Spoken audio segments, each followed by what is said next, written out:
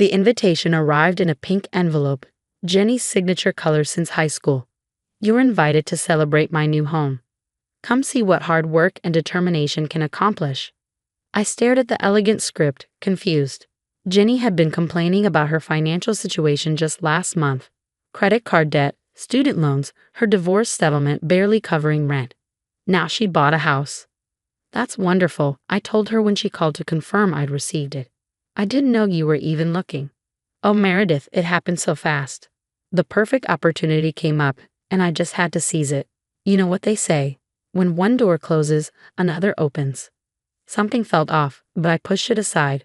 This was Jenny. We'd been best friends since freshman year at Ohio State. She held my hair during my first hangover. Been my maid of honor, cried with me through my mother's cancer. If anyone deserved good fortune, it was her. The first real warning sign came 3 days before the party. A credit alert popped up on my phone.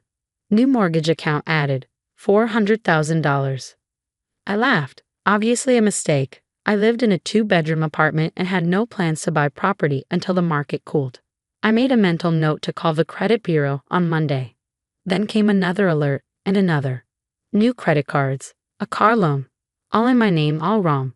I called Experian immediately. Ma'am, I'm showing a mortgage originated through Trustfield Bank last month. The property address is 4827 Maple Grove Lane. That's impossible. I've never applied for a mortgage. I've never even heard of Trustfield Bank. The application shows your social security number, current employment, and, well, it says here you provided pay stubs and tax returns. My blood went cold. Someone stole my identity. It appears so. I'm flagging these accounts immediately. You'll need to file a police report and contact the FBI. Identity theft involving mortgages is federal. I spent the next 2 hours on the phone. FBI, local police, credit bureaus, my bank. The violation felt visceral. Someone had reached into my life and taken my financial identity, my future borrowing power, my clean credit I'd spent 15 years building. The mortgage address, the FBI agent said during our call, 4827 Maple Grove Lane. Do you know anyone at that address? I Googled it while we talked. A beautiful colonial in Westfield, the wealthy suburb Jenny had always dreamed about. The listing showed it had sold last month for $400,000. Oh my God. Ma'am? My hands shook as I pulled up Jenny's housewarming invitation. The address at the bottom, 4827 Maple Grove Lane. I need to call you back, I managed. It couldn't be, not Jenny. There had to be an explanation. Someone else had stolen my identity and coincidentally bought a house on Jenny's street. Or the address was wrong. Or I called her sister Lisa. Hey, you coming to Jenny's housewarming? Can you believe she pulled it off? After everything with Direct and the bankruptcy. Bankruptcy. Last year. Didn't she tell you? The divorce got messy. She filed Chapter 7. That's why we were all so shocked when she bought the house. She said she found some special program for people rebuilding credit. I hung up feeling sick. Jenny couldn't get a mortgage with a recent bankruptcy. But I could. My 790 credit score could. The FBI agent, Special Agent Martinez, called back within an hour. Ms. Thompson, we've been investigating similar cases. Can you think of anyone who had access to your personal information? Social security number, birth date, employment history. 20 years of friendship flashed through my mind. Jenny helping me with taxes when I was freelancing. Storing my important documents at her place during my apartment flood. Being each other's emergency contacts. Having each other's passwords just in case. My best friend, I whispered. She's having a housewarming party Saturday. At that address. We'll need you to attend, Agent Martinez said. Act normal. We'll be there, but we need her confident, not suspicious. Can you do that? Yes. Miss Thompson, I know this is difficult. Betrayal by someone close is often worse than stranger fraud. But if she did this to you, she's likely done it to others. We need to stop her. The next 3 days were agony. Jenny texted constantly about the party, sending photos of her new kitchen, her hardwood floors, her master suite with the walk-in closet she'd always wanted. You'll love the backyard, she gushed. Remember how we used to dream about having dinner parties? Now I can actually host. Each message twisted the knife deeper. We had dreamed together. But I thought we'd celebrate each other's successes honestly, not that she'd steal my identity to achieve hers. Saturday arrived gray and drizzly. I sat in my car outside 4827 Maple Grove Lane, watching other guests arrive. Mutual friends, Jenny's coworkers, her sister, all believing they were celebrating Jenny's hard work and determination. Agent Martinez's voice came through the earpiece they'd given me. "We're in position. Just act natural. Enjoy the party. We'll handle the rest." I walked up the driveway on legs that felt disconnected from my body. Jenny threw open the door before I could knock. "Meredith, you made it." She pulled me into a hug that I forced myself to return. Come in. Let me show you everything." The house was beautiful. Gleaming floors, crown molding, the kitchen island we drooled over in magazines. She decorated in that Pinterest-perfect style she loved, all whites and grays with pops of pink. "Jenny, this is incredible. How did you manage it?" "Oh, you know me," she laughed, that tinkling sound I'd once found charming. "When I set my mind to something, I make it happen." The divorce was actually a blessing. It forced me to take control of my financial future. But I thought, didn't Lisa mention bankruptcy? Her smile flickered. That was just a setback. I found this amazing mortgage broker who specializes in creative financing. You'd be surprised what's possible when you think outside the box. Creative financing, like stealing your best friend's identity. "Show me the rest," I said, my voice steadier than I felt. We toured the house, Jenny chattering about paint colors and furniture plans. In her office, for my crafting business, I spotted a printer, laminator, and what looked suspiciously like blank document paper. "Is that a notary stamp?" I asked. "Oh, I got certified. You know, for extra income. Amazing what you can do online these days. Forged documents, that's what you can do." The other guests arrived in waves. Wine flowed. Jenny held court in her dream kitchen, telling everyone about manifesting prosperity and refusing to let divorce define her. "The secret," she said, raising her glass, "is believing you deserve good things. The universe provides when you're ready to receive." I excused myself to the bathroom and whispered to Agent Martinez, "How much longer?" 20 minutes. We're waiting for one more confirmation from the bank. You're doing great." When I returned, Jenny was cutting a cake shaped like a house. "For my housewarming," she announced, "and here's to good friends who support our dreams." She looked right at me during that toast. The woman who'd used my social security number like a credit card, who'd forged my signature on a mortgage that would haunt my credit for years, raised her glass to friendship. "Speech," someone called. Jenny giggled.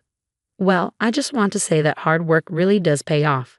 When Derek left, I thought my life was over. But sometimes you have to create your own opportunities, you know. Take what you deserve." The doorbell rang. Oh, more guests. Jenny hurried to answer it, still holding her champagne. I heard her cheerful welcome turn into confusion. "I'm sorry, who are you looking for?" Agent Martinez's voice was clear and professional. "Jennifer Walsh.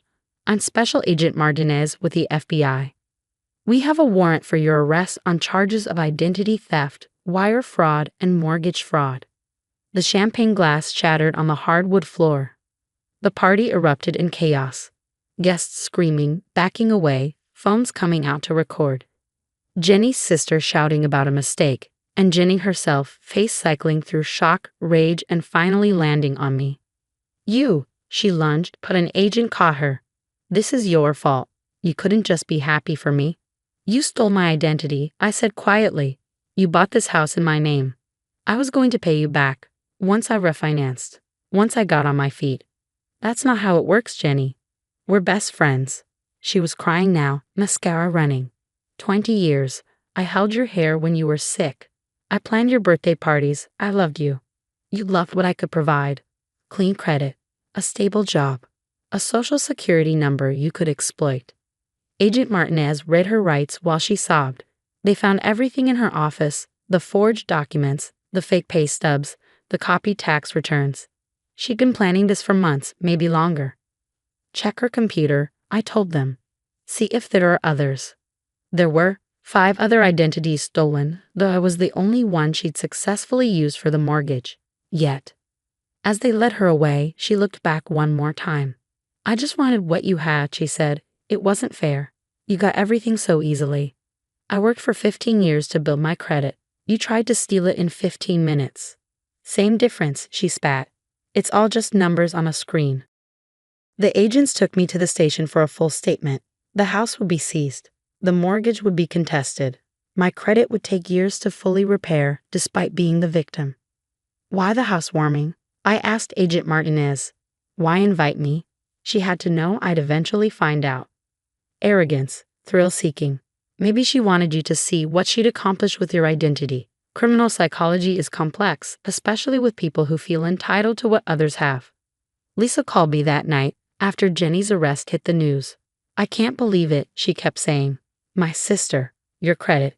How could she? She convinced herself she deserved it. That's what she told everyone at the party. Take what you deserve. Meredith, I'm so sorry. We had no idea. She seemed so proud, so happy. We thought she finally turned her life around. She did. Just using my life to do it. The legal process took 2 years. Jenny got 4 years federal time, 3 years probation. She was ordered to pay restitution I'll never see. Hard to pay back $400,000 from prison wages. I spent those years rebuilding. Credit monitoring services, fraud alerts, explaining to every lender why my credit report showed a foreclosed mortgage I never took. The emotional toll was worse than the financial, 20 years of memories tainted by betrayal. Jenny wrote me once from prison. Not an apology, an explanation. You always have everything. Stable family. Good job. Perfect credit. I just wanted to feel that security, even briefly. The house was beautiful, wasn't it? For 3 weeks, I felt like I was living your life. It was worth it. I didn't respond.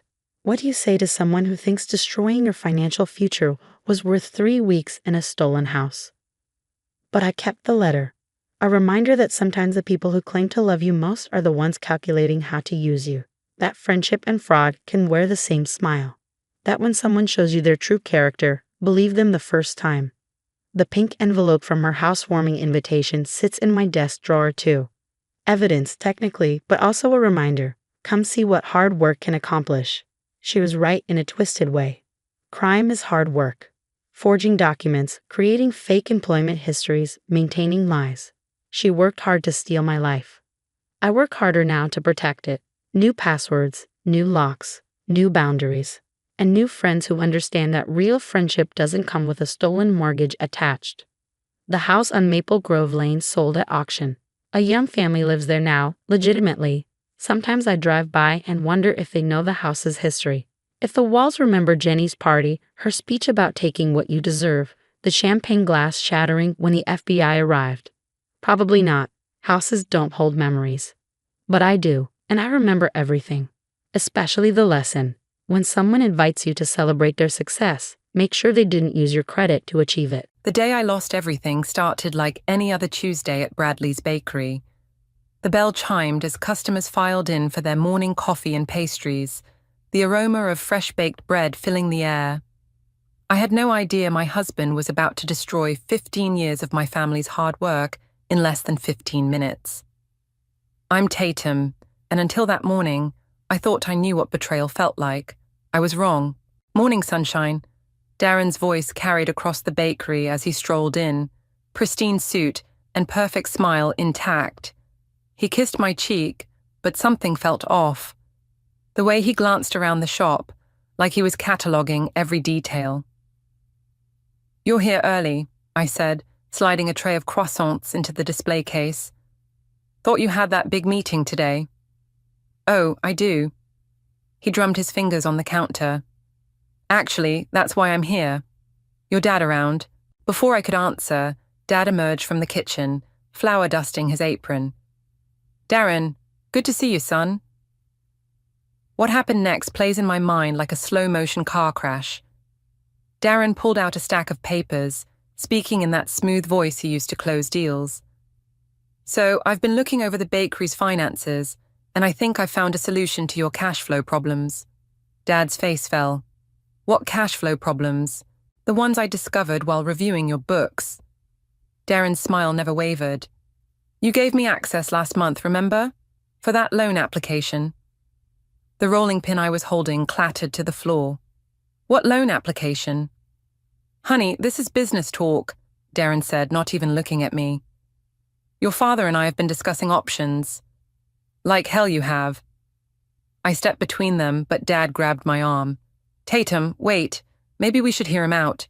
The next 10 minutes were a blur of legal jargon and thinly veiled threats.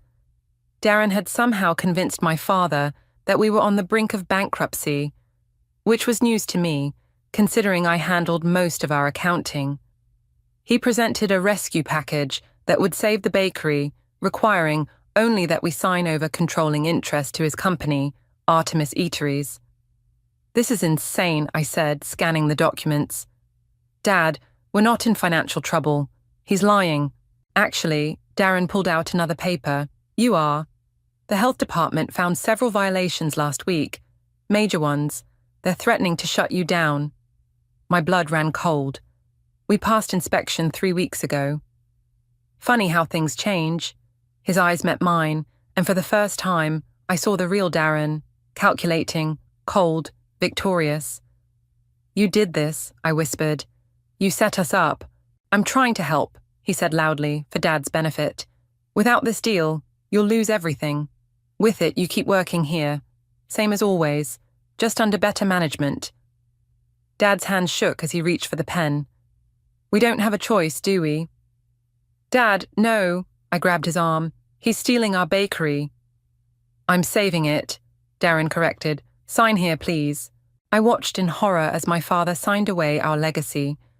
The bakery my grandparents had opened in 1962, where I'd learned to bake my first cookie, where Mum had worked until the day she died, gone with a few strokes of a pen. Darren gathered the papers, tucking them into his briefcase. I'll have my team here this afternoon to begin the transition. Don't worry, you'll both still have jobs. For now. The bell chimed again as he left, leaving behind the scent of his expensive cologne and the ruins of my life. Dad slumped against the counter, looking older than I'd ever seen him. What have I done? He whispered. I couldn't answer. I was already pulling out my phone, calling Avery, my best friend, and the only lawyer I knew. He can't do this, I said when she picked up. There has to be a way to fight it. I'll be there in 20 minutes, she promised. Don't sign anything else. But it was too late. By the time Avery arrived, Darren's legal team had already taken control. Within a week, Dad was retired, with a pittance of a severance package, and I was informed my services were no longer required. The final twist of the knife came that night when I returned home to find Darren packing his bags. You understand, right? He didn't even look guilty. It's just business, nothing personal. I stood in our bedroom doorway watching him fold his designer shirts. How long have you been planning this? Does it matter? He zipped his suitcase. You were never going to be enough, Tatum. The bakery was just the beginning. I'm building an empire. He brushed past me, then paused. Oh, and I'll have my lawyer contact you about the divorce. Try not to make it messy. The front door clicked shut, and I sank to the floor, my world imploding around me. But somewhere in the midst of my tears, something else began to burn. Determination. Darren thought he'd broken me, but he'd just lit a fire. I pulled out my phone again, this time calling Valeria, the restaurateur who'd been trying to hire me for months. Still interested in teaching me the business? I asked when she answered. Always, she said. Why? I smiled through my tears. Because I'm going to need to know everything about running restaurants. Every single thing.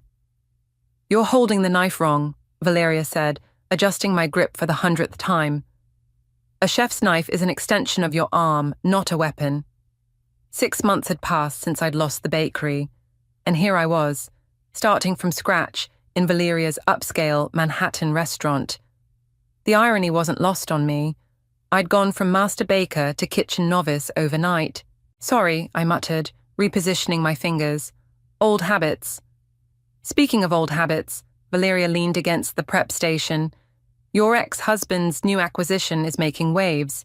Did you see the article in the Times? My knife slipped, nearly taking off a fingertip. No, I've been avoiding the news. Smart girl, but you should know he's expanding. buying up small restaurants, turning them into chain concepts. People are calling him the fast casual king of New York. I focused on dicing onions, letting their sting excuse the tears in my eyes. Good for him? No, Valeria grabbed my wrist, forcing me to look at her. Not good for him. Good for you. Every empire has weak spots, Tatum. You just need to learn where to look. A commotion from the dining room interrupted us. Chef! One of the servers burst into the kitchen. Levi Hoffman is here again. Valeria cursed under her breath. Third time this week. He's trying to poach my staff.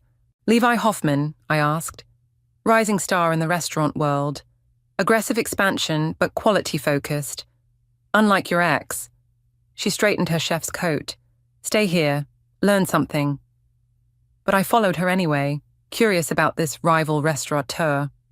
Through the kitchen door, I watched Valeria approach a tall man in an impeccable suit who was chatting with one of her line cooks. Levi, Valeria's voice could have frozen hell. This is getting old. He turned, flashing a disarming smile. Valeria, just having a friendly chat with your talented staff. My staff isn't interested in your offers. Actually, the line cook interrupted, I was considering... Marcus, Valeria's tone left no room for argument. Back to work. As Marcus skulked away, Levi's eyes landed on me. New face? Off limits, Valeria snapped. I don't know, I stepped forward, ignoring Valeria's warning look. I might be interested in hearing an offer. Levi's eyebrows shot up. Really? And you are? Tatum, former owner of Bradley's Bakery. Recognition flickered across his face. Ah, Darren's ex. Heard about that mess. He studied me more carefully. Interesting career change. Necessary one, I corrected. Your turn. Why are you really here? He glanced at Valeria, then back to me. Coffee, there's a place around the corner.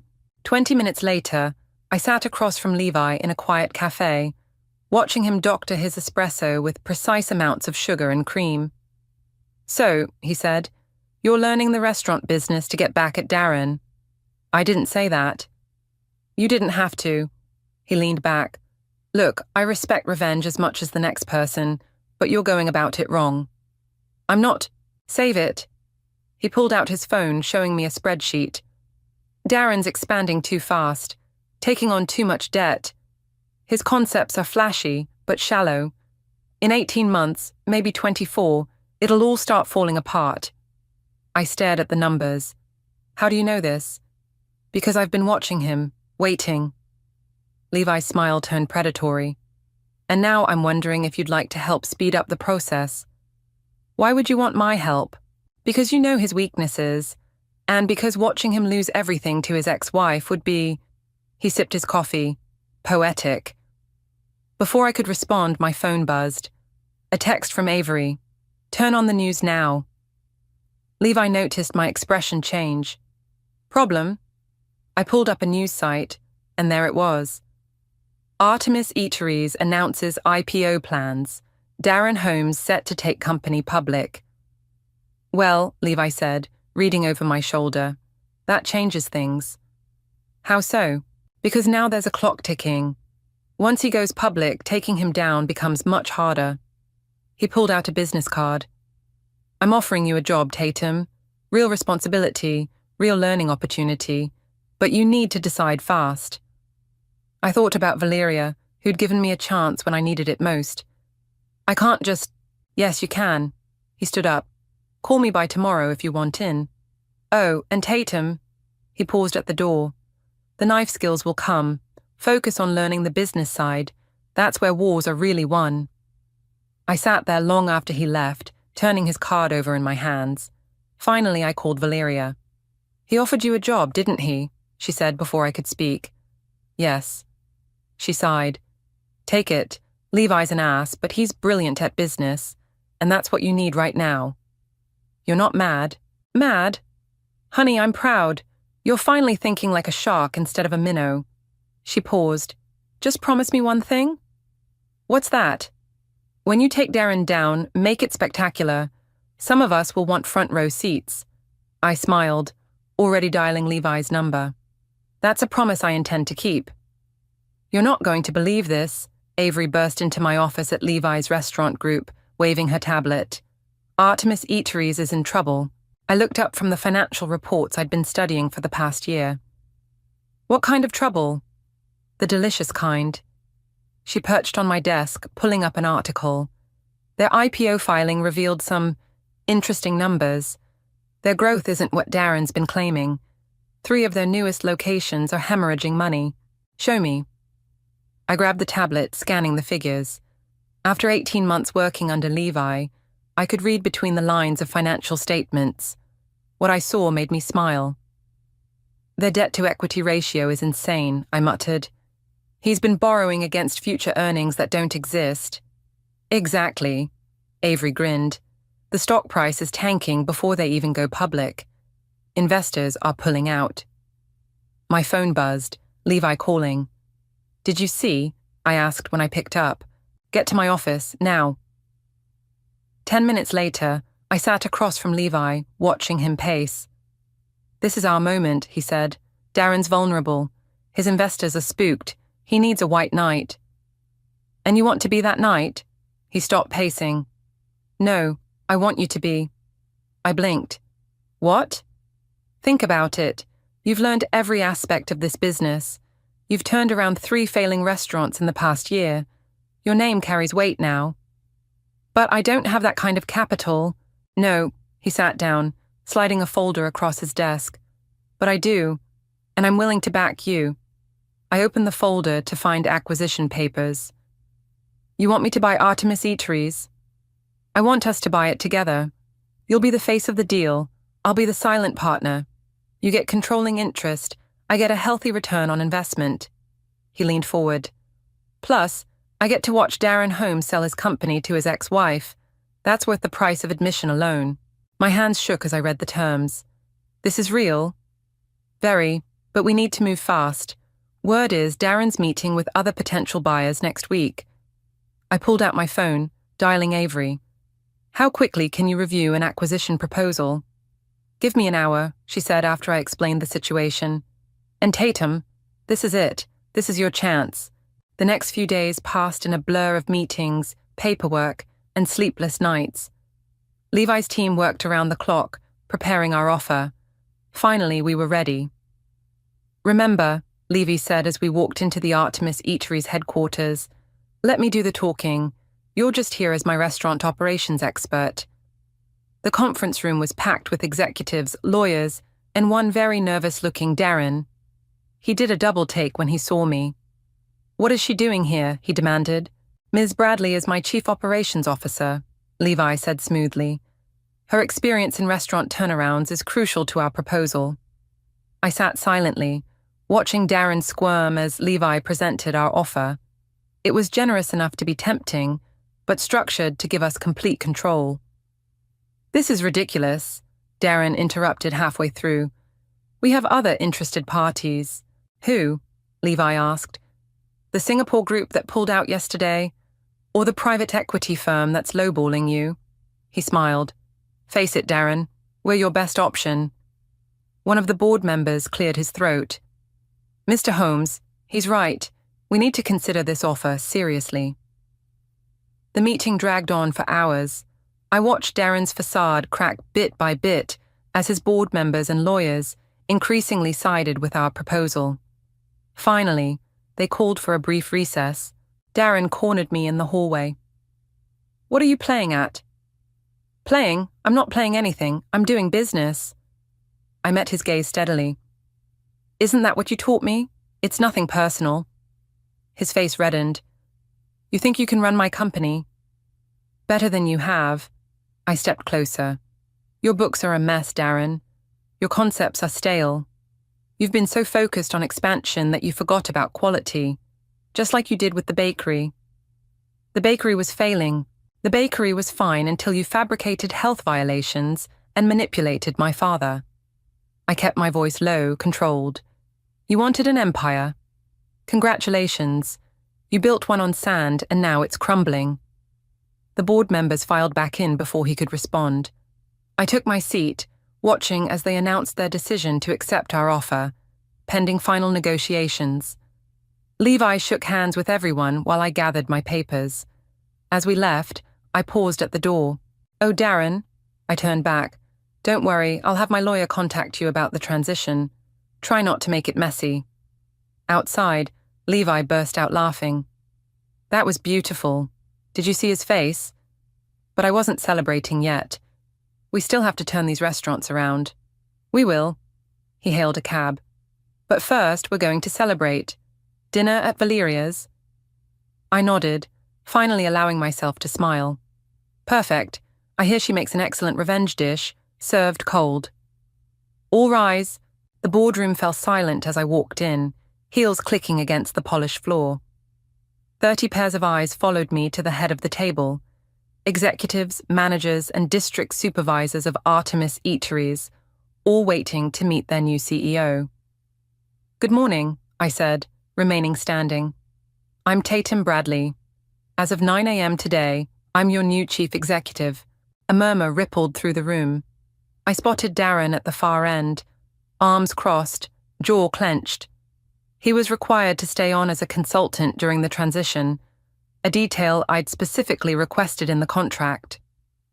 "Let's address the elephant in the room," I continued. "Yes, I'm Darren's ex-wife. No, this isn't about revenge." I paused. "This is about survival. Your jobs, this company's future, depend on what happens in the next 6 months." I clicked through my presentation, displaying graphs of plummeting profits and rising costs. "These numbers tell a story. It's not a happy one." "With all due respect," a middle-aged manager interrupted, "we've been hitting our growth targets." "Through unsustainable expansion and cost-cutting," I finished for him. "When was the last time you ate at one of our restaurants, Mark?" He shifted uncomfortably. "Last month." "Try again. Our records show you haven't used your employee meal benefit in over 6 months. Neither have most of you." I looked around the room. "You don't eat at your own restaurants. That's problem number 1. Darren stood up. "This is absurd. Our concepts are..." "Failing," I cut him off. "Sit down, Darren. You're here to observe, not speak." The room tensed as we stared each other down. Finally, he sat, his face flushed with anger. "Here's what's going to happen," I continued. "Every executive in this room will spend the next week working in our restaurants. Front of house, back of house, every position. You'll eat every item on the menu. You'll talk to customers. Then we'll meet again." "That's not in our contracts," someone protested. "Your contracts are being revised. Those who don't wish to participate can submit their resignations by end of day." The room erupted in whispers. I waited them out. "One more thing," I added. "We're reopening Bradley's Bakery." Now Darren did jump up. "You can't do that. The lease..." "The lease transferred with the acquisition." I smiled. "You really should read contracts more carefully, Darren." Meeting adjourned. I gathered my papers as the room cleared out, executives muttering among themselves. Darren lingered, waiting until we were alone. "You're going to destroy everything I built," he said. "No, I'm going to fix what you broke." I met his eyes. "Starting with the bakery. This is about your father, isn't it? This is about doing business right." I walked to the door, then turned back. "By the way, you start at the downtown Brooklyn location tomorrow, 6 a.m. sharp. The manager there runs a tight ship. I'm not working in a restaurant kitchen. Then clear out your office by 5. I checked my watch. "I have another meeting. Don't be late tomorrow." In the elevator, my hands finally started shaking. Avery was waiting in my new office. "How'd it go?" she asked. "About as expected." I collapsed into my chair. "Half of them will probably quit." "Good. Fresh blood is exactly what you need." She handed me a coffee. "Your father called, by the way. He saw the news about the bakery." My stomach tightened. "What did he say?" "He wants to meet. Says he has some ideas about the reopening." Tears pricked at my eyes. Dad hadn't baked since the day we lost the bakery. "Tell him yes, whenever he wants." My phone buzzed. Levi texting, watching the stock price climb. "Well done, partner." Another buzz. Valeria. "Dinner tonight. We need to celebrate properly." A knock at the door interrupted my replies. Jennifer, Darren's sister, stood there looking uncertain. "Can we talk?" she asked. I gestured to a chair. "Of course." Avery excused herself as Jennifer sat down. "I know Darren hurt you," she said, "but these people, their jobs, are safer with me than they were with him," I finished. "I'm not here to destroy the company, Jennifer. I'm here to save it. By forcing executives to work in kitchens. By reminding everyone what this business is really about. Food, service, people." I leaned forward. "Stay. Help me fix this. You've always seen the problems your brother couldn't." She studied me for a long moment. "The bakery. Will you really reopen it? Come see for yourself." I stood up. "I'm heading there now to check on renovations." Jennifer hesitated, then nodded. "Okay, show me." As we rode to Brooklyn, I thought about all the pieces falling into place. The bakery would rise again, but this time as the heart of something bigger, something better. Darren had taught me about empire building, but he'd forgotten the most important lesson. Empires built on greed collapse. Empires built on quality endure. Tomorrow, Darren would learn that lesson the hard way, starting with a 6 a.m. shift in his own failing restaurant. "Is this live?" I asked, staring at my phone screen where a viral video was playing. It showed Darren, still in his expensive suit, having a meltdown in one of our restaurant kitchens. "Oh, it's live," Avery confirmed, barely containing her glee. "And trending. Our restaurant Karen is currently number 3 on Twitter." In the video, Darren was red-faced, jabbing his finger at a teenage line cook. "Do you know who I am? I built this company." "Sir," the cook replied calmly, "the dishes still need to be washed. Company policy says everyone helps during rush hour." "I'm not touching those dishes. Get a dishwasher." "We're short-staffed because corporate cut our labor budget last month. Your policy, sir." I watched as Darren stormed out, knocking over a stack of clean plates in the process. The video ended with the line cook looking directly at the camera and deadpanning. "Thanks, corporate." 3 million views and counting, Avery said. "The comments are brutal." My phone rang. "Jennifer." "Have you seen—" "I'm watching it now," I said. "He's completely lost it. He's at my apartment ranting about how you set him up. I didn't set up anything. He did this to himself." I paused. "Is he drinking?" "Yeah. And he's talking about going to the press, exposing some truth about you." I smiled. "Perfect. Let him." "Perfect. Tatum, what are you planning?" "Just make sure he stays angry, and keep recording if he says anything interesting." After hanging up, I turned to Avery. "Time for phase 2? She nodded, pulling out a folder. The audit results came back. "You're going to love this." 2 hours later, I sat in my office with a reporter from the Wall Street Journal. "These documents show systematic mismanagement under the previous leadership," I explained, sliding over the audit reports. "Cost-cutting that compromised food safety, labor law violations, even evidence of supplier kickbacks." The reporter's eyes widened as she read. "This is comprehensive. We're implementing immediate changes," I continued, "starting with restoring proper staffing levels and quality standards. The previous management's focus on rapid expansion led to these issues." "Speaking of previous management," she looked up, "your ex-husband's video is causing quite a stir." "Yes, it's unfortunate, but it illustrates exactly why we're making these changes. Every executive is required to work in our restaurants now. Some are adapting better than others. And the bakery reopening, that's your family's original business, correct?" "It is. We're returning to our roots, quality food, fair treatment of workers, sustainable growth." I smiled. "Would you like to see it? The renovation is almost complete."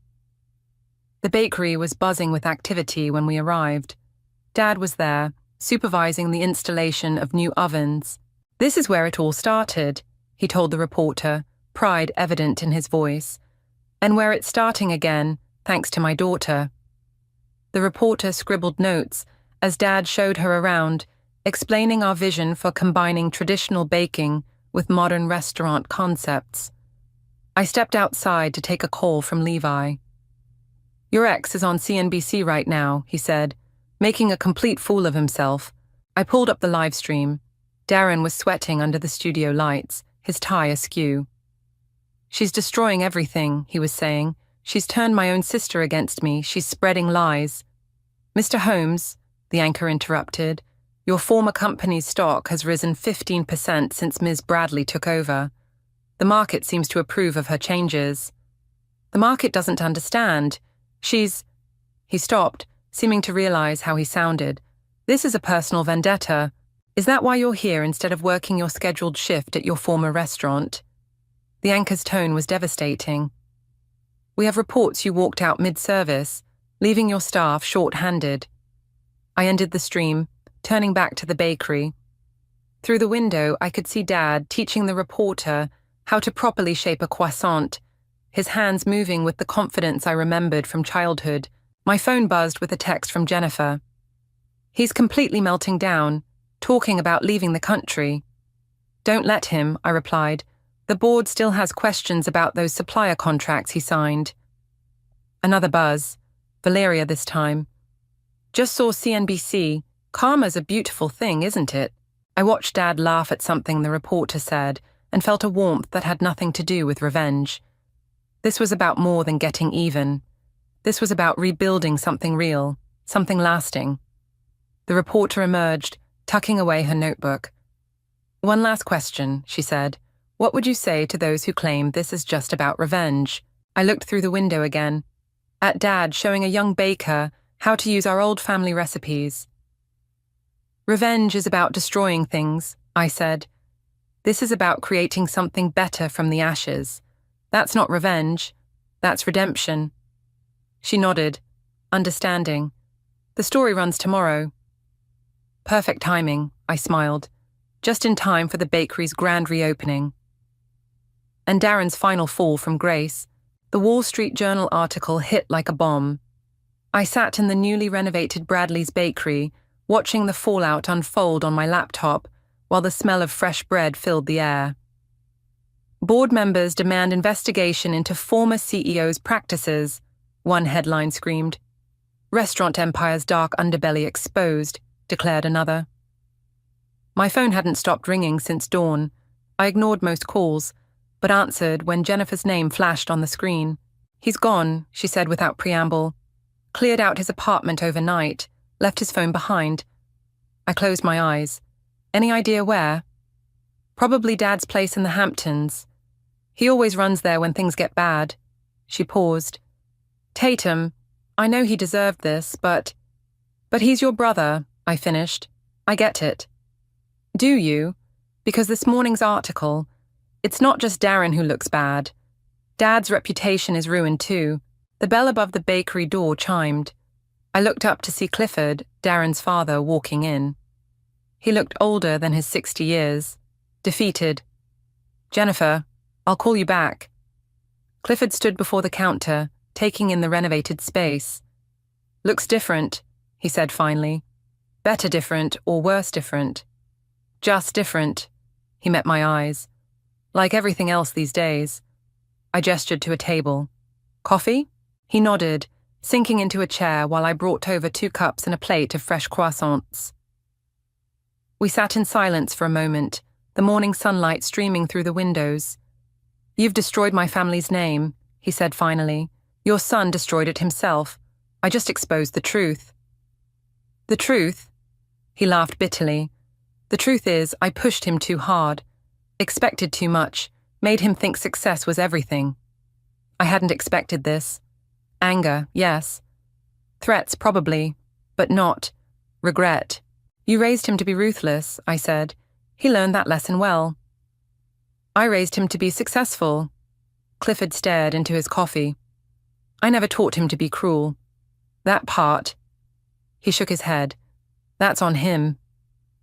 The bakery was filling up with morning customers. I watched them line up, chatting and laughing, completely unaware of the drama unfolding at our table. "What do you want, Clifford?" "Want?" He looked around the bakery again. I want to understand something. You've won. You've taken everything from him. Why reopen this place? Because this place matters. I broke a croissant in half, the buttery layers perfectly flaky. Every recipe here has a story. Every customer is part of our community. Darren never understood that. He saw numbers, not people. And you see both, Clifford said slowly. That's why you're succeeding where he failed. My phone buzzed. Levi texting. Board meeting in an hour. They want to discuss pressing charges. Are you going to have him arrested? Clifford asked, reading my expression. That depends on him. I met his gaze. The supplier kickbacks, the health code violations, those are serious charges. But if he cooperates with the investigation, tells the truth, you'd show mercy after everything? Not mercy, justice. I stood up. Find him, Clifford. Tell him he has 24 hours to come forward voluntarily. After that, it's out of my hands. Clifford rose slowly. You're a better person than we deserved, Tatum. This isn't about being better, it's about being right. After he left, I called Jennifer back. Dad was just here, I said. I know, he texted me. She sounded tired. You're really giving Darren a chance to come clean? Yes, but Jennifer... I paused. Make sure he understands this is his last chance. I will. She hesitated. Thank you. I ended the call and walked behind the counter. Dad was there, teaching a new baker our signature sourdough technique. Everything okay? He asked, noting my expression. I don't know. I picked up an apron. Did I go too far? He considered this while shaping a loaf. Remember what Mom used to say about bread? The right amount of heat makes it rise. Too much burns it to ash. Exactly. He smiled. You applied just enough heat, honey. Now let's see if he rises or burns. The morning rush picked up, and I lost myself in the rhythm of the bakery, taking orders, greeting regulars, making change. This was real. This mattered. My phone buzzed again, Avery this time. Police just called. Darren's at the station, ready to talk. I looked around the bakery, at the life and warmth filling the space that Darren had once tried to destroy. He'd thought taking it would break me. Instead, it had made me stronger, taught me the difference between revenge and justice. Tell them I'll be there in an hour, I texted back. Some things are more important than watching someone fall.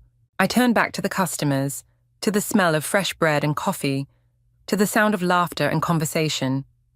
This was my empire now, built not on greed and betrayal, but on quality and community, and unlike Darren's, it would last.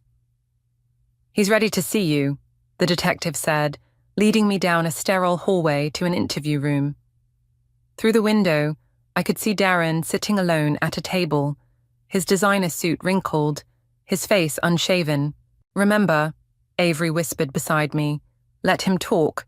The more he says, the better our position. I nodded, took a deep breath and walked in.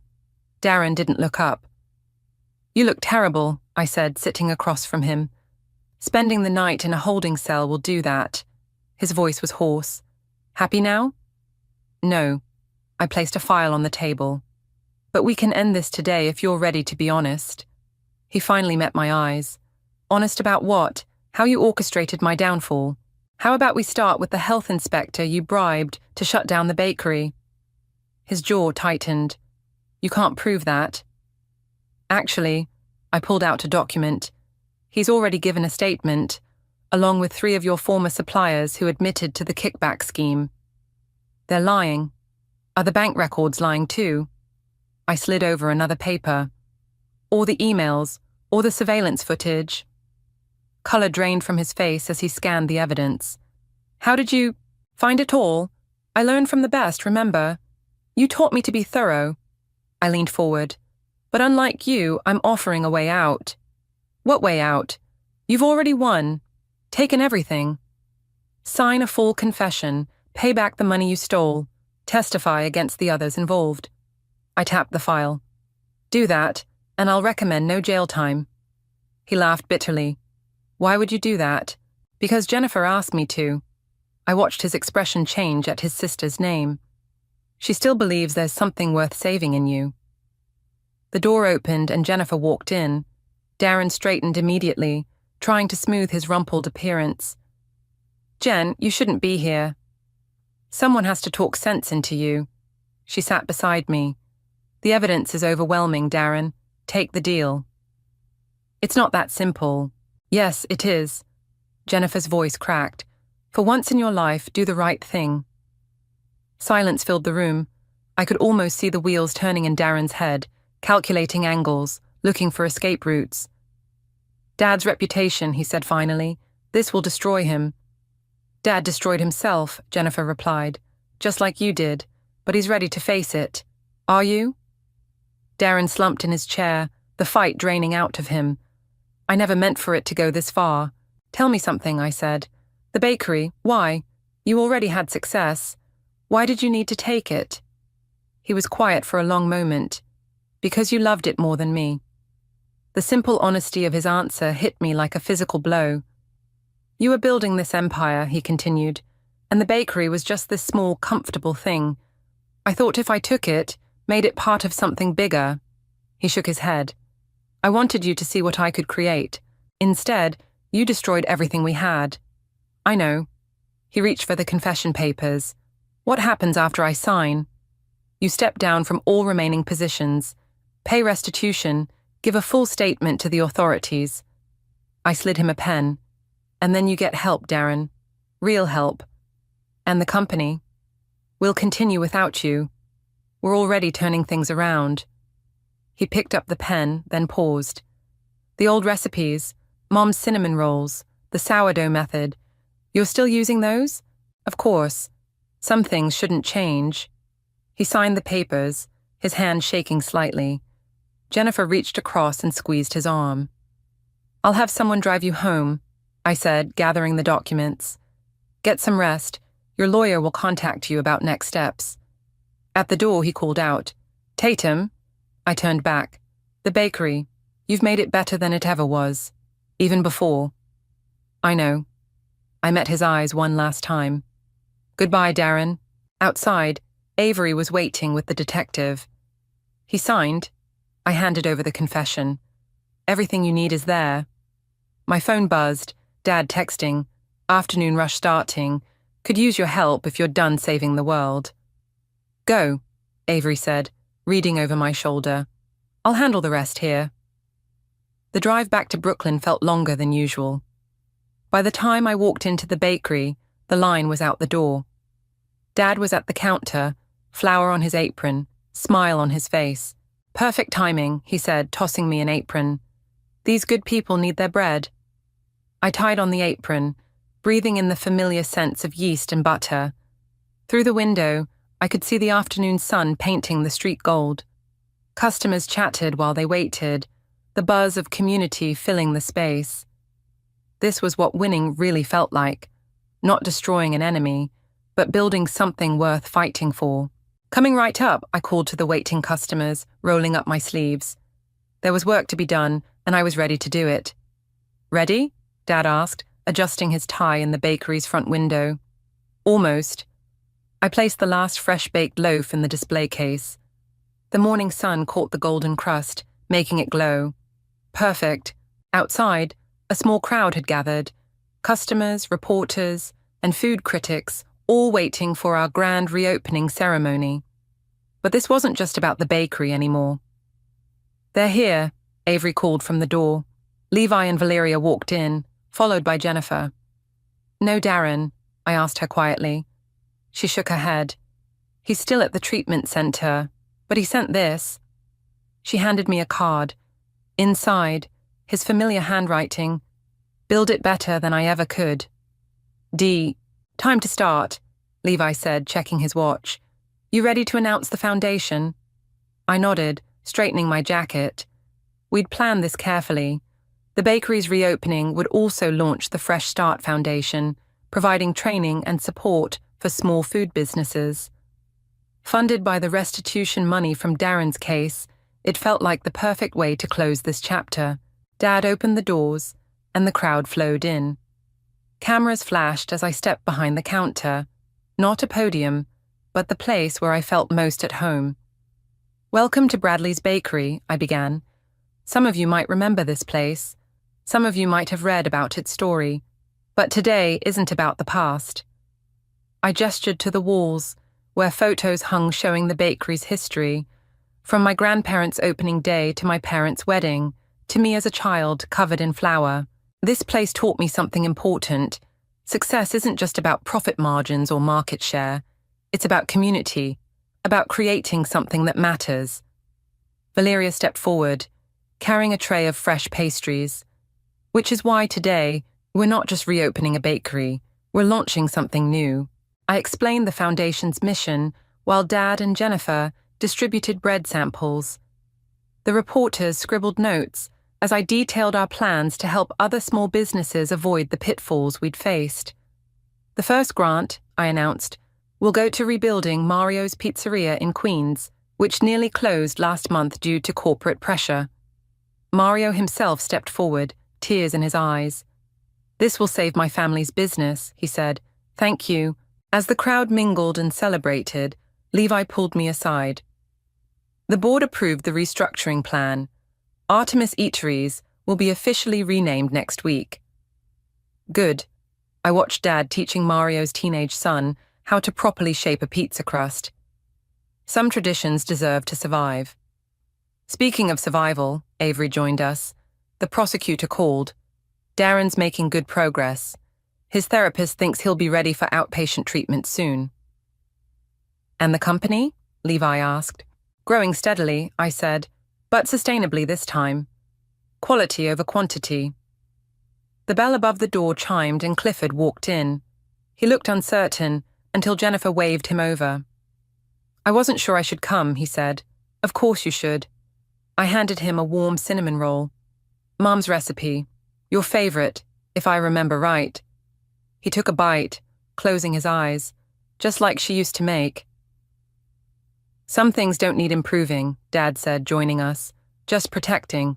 The morning passed in a blur of interviews, handshakes, and countless cups of coffee. Finally, as the crowd thinned, I found myself alone behind the counter, watching the last customers leave. "Quite a change from that Tuesday morning when everything fell apart," Avery said, perching on a stool. "Everything didn't fall apart," I corrected. "It just got rebuilt stronger." My phone buzzed. A text from Darren's treatment center. "Your brother-in-law asked us to share his progress report. 90 days sober, making amends." "Good news?" Avery asked, noting my smile. "Getting there." I put the phone away. "Hey, want to learn how to make sourdough? Dad's teaching a class tonight." "Me? Baking?" She laughed. "I burn microwave popcorn." "Everyone starts somewhere." I tossed her an apron. "That's kind of the point of all this." The afternoon light slanted through the windows, catching the Fresh Start Foundation banner hanging above the door. Outside, life flowed past, people hurrying to meetings, couples walking hand in hand, kids racing home from school. Inside, the smell of fresh bread filled the air, warm and promising. Dad was showing Jennifer how to score the perfect crosshatch pattern on a loaf. Valeria and Levi argued playfully about the best way to knead dough. Even Clifford had rolled up his sleeves, flour dusting his expensive shirt. This was what winning really looked like. Not destroying an enemy or building an empire, but creating a space where broken things could be made whole again, where every day brought a fresh start, a new chance to rise. I picked up a bag of flour, ready to begin the evening's lessons. "Okay, everyone. First rule of sourdough, patience. Good things take time."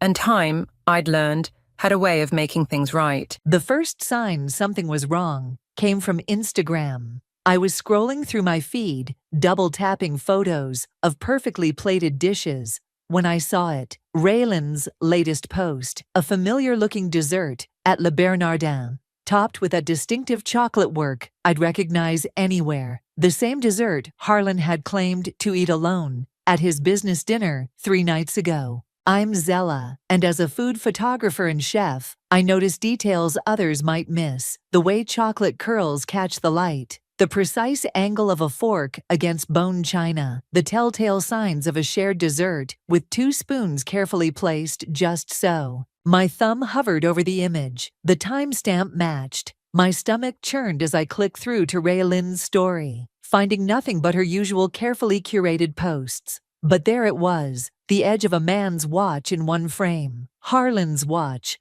the one I'd given him for our 5th anniversary. "Hey babe," I called out, keeping my voice steady. "Did you run into Raylin at Le Bernardin the other night?" Harlan looked up from his laptop, his pause a fraction too long. "What? No. Why would you think that?" I watched his face, cataloging every micro-expression like I would the components of a complex dish. The slight twitch at the corner of his mouth, the way his eyes didn't quite meet mine. "Just wondering. She posted about being there the same night as your dinner. Must have been a coincidence," he said, turning back to his screen. "Big restaurant, lots of people." I nodded, already pulling up my phone's tracking app, the one we'd installed years ago, to share our locations, back when we actually cared about each other's safety. There it was, his location history, perfectly overlapping with Raylin's Instagram posts, not just at Le Bernardin, but at dozens of places over the past few months. "I'm heading to the studio," I said, gathering my camera bag. "Got that shoot for the new bistro on 7th. He barely looked up. "Have fun." Instead of going to my studio, I drove to Raylin's apartment building. My best friend of 15 years, the maid of honor at my wedding, the woman who'd held my hand through my father's funeral. Her car was parked in its usual spot, and right next to it, Harlan's BMW. I sat there for an hour, watching. When they emerged together, his hand on the small of her back, their quick kiss before parting ways, I didn't feel the explosion of rage I'd expected. Instead, a cold, calculated clarity washed over me. That evening, I prepared dinner as usual. Harlan came home late, claiming traffic was terrible. "How was your shoot?" he asked, loosening his tie. I plated his favorite pasta dish, the one I'd perfected during our honeymoon in Italy. "Actually, I've been thinking about hosting a dinner party. It's been ages since we've had everyone over." "Oh?" He took a bite, closing his eyes in appreciation. "What's the occasion?" "No occasion. Just missing our friends. I thought we could invite the usual crowd. Jonah, Marcus, and Kate." I twirled pasta around my fork. "Raylin, of course." He coughed slightly. "Sounds nice. When were you thinking?" "Next Saturday? I'll handle everything. You know how I love planning these things." "Sure, whatever you want." He smiled, reaching for his wine glass. I watched him drink, already mentally crafting the menu for what would be my most important dinner service yet. Each course would tell a story, our story. From the first bite to the last, I would serve them all a taste of their own betrayal. Later that night, I called my sister Elena. "You're being awfully calm about this," she said, after I told her everything. "What good would screaming do?" I stirred honey into my tea, watching it dissolve.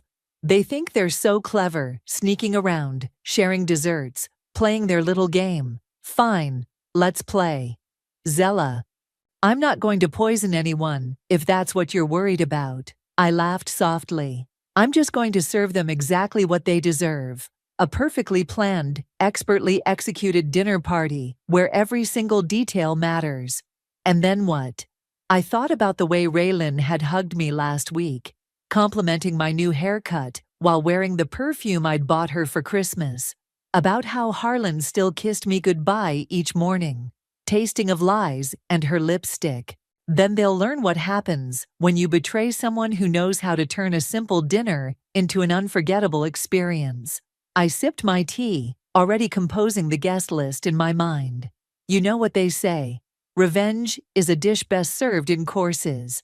Just be careful, Alina sighed. Don't let this consume you.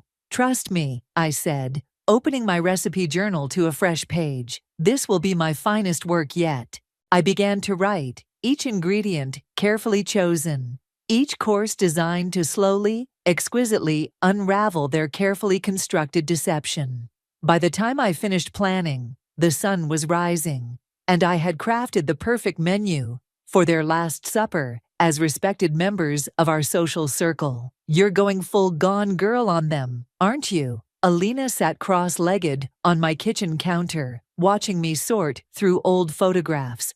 Please, Amy Dunn was unhinged. I'm just being thorough. I held up a photo from 3 summers ago. Harlan, Raylan, and me at the Hamptons. Their body language was obvious now. The way they stood slightly too close, how his hand barely brushed her waist. Found anything interesting? I spread the photos across my marble countertop. Oh, plenty. Look at this one. I handed her a picture from Ray Lynn's birthday last year. See how they're the only ones not looking at the cake? They're looking at each other.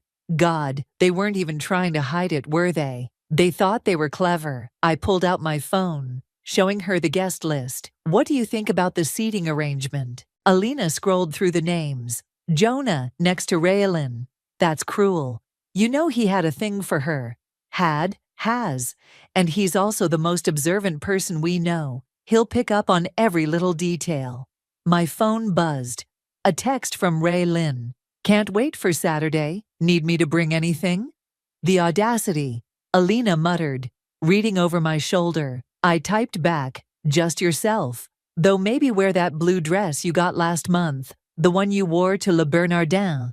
3 dots appeared, disappeared, appeared again. Finally, perfect. See you then. That'll keep her up tonight, I said, setting my phone down. Now, help me with these place cards. We spent the next hour writing names in elegant calligraphy, each card containing a hidden message, visible only under the right light. I'd learned the trick from a wedding photographer, invisible ink that appears when exposed to black light.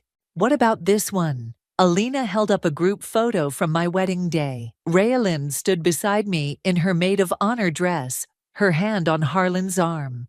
2 on the nose? Perfect for the slideshow. I took the photo, scanning it into my laptop. It'll play during dessert, right when the lights dim. The doorbell rang. Harlan wasn't due home for hours. Expecting someone? Alina asked. I checked the security camera feed on my phone. Jonah, right on time. I opened the door to find him holding a bottle of wine. You said you needed my help with something? Come in. I led him to the kitchen, where photos still covered every surface. I'm planning a dinner party. Jonah's eyes swept over the images, understanding dawning on his face. How long have you known? Long enough. I poured him a glass of wine. Question is, how long have you? He took a long sip before answering. I saw them at that new wine bar in Soho 2 months ago. They didn't see me. I've been trying to figure out how to tell you. Well, now you don't have to. I handed him an invitation. I need you there on Saturday. Can you handle that? Handle watching them squirm. He smiled grimly. With pleasure. But Zella, are you sure about this? It's going to burn every bridge. They lit the match first. I gathered the photos into neat piles. Besides, I'm not doing anything except serving dinner and showing some memories. If they react badly, that's on them. Alina cleared her throat. Show him the menu. I pulled out my recipe journal, flipping to the carefully planned courses. First, oysters with pomegranate mignonette. Harlan and Raylan's first secret dinner was at that oyster bar on 8th. Then the pasta they shared in Little Italy when they told me they were working late. Jonah leaned forward, reading. And the dessert. Le Bernardin's signature chocolate dish. I called in a favor from the pastry chef. He's recreating it exactly. You're not just exposing them, Jonah said slowly. You're making them relive every moment. While surrounded by all our closest friends. I closed the journal. They wanted to share meals behind my back. Fine, let's share everything.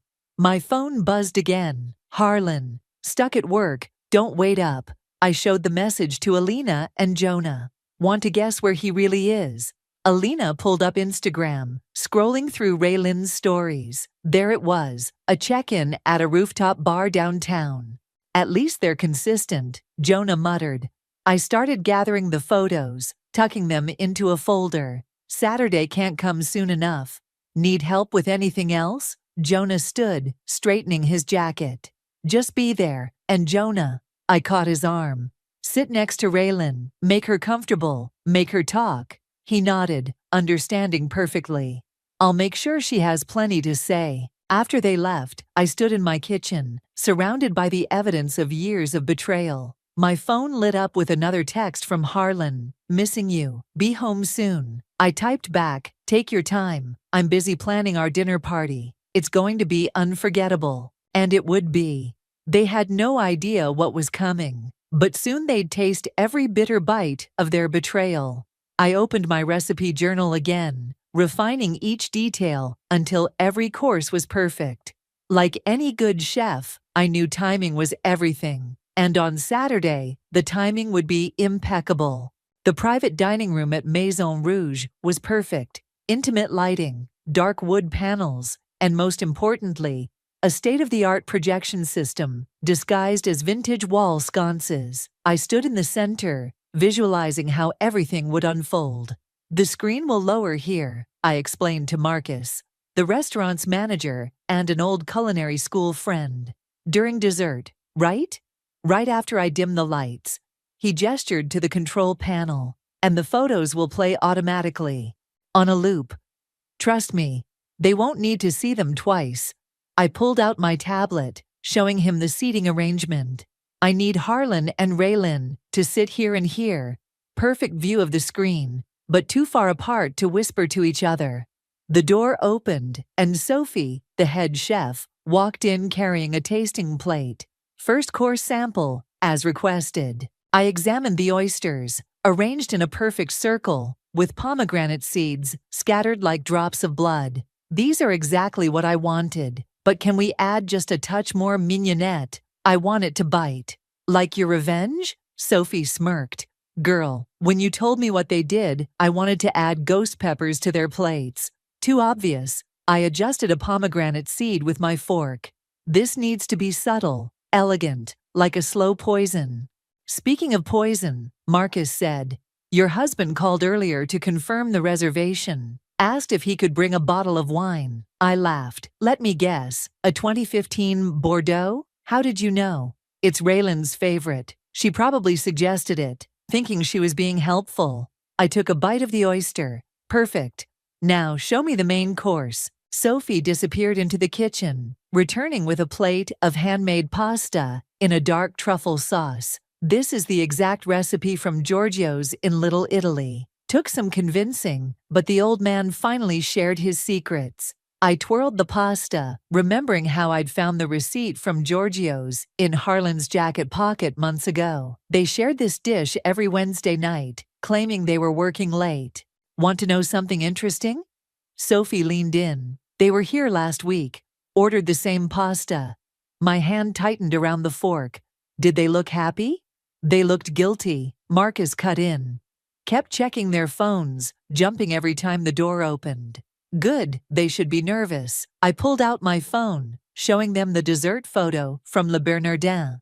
Can you recreate this exactly? Sophie studied the image. The chocolate work will be tricky, but yes. Want me to add anything special? Just make it identical. I want them to recognize it immediately. I stood, walking to the wall where the screen would descend.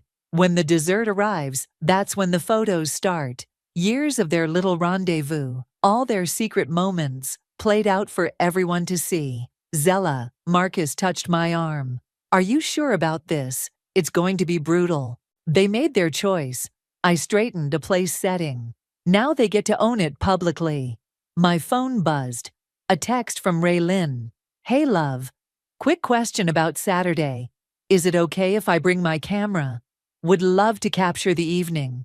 She wants to photograph her own downfall. I showed them the message. How poetic. Sophie shook her head. The nerve of some people. I typed back, of course, you know me. Always love having memories to look back on. You're scary good at this, Marcus observed. I learned from the best. I gestured around us. They taught me how to lie with a smile. The kitchen door swung open again, this time revealing a sample of the appetizers. Delicate canapes, topped with caviar and gold leaf. These will be passed around during cocktail hour, Sophie explained. Right before you seat them for dinner, I picked one up, admiring the presentation. Remember to serve the special ones to Harlan and Raylan.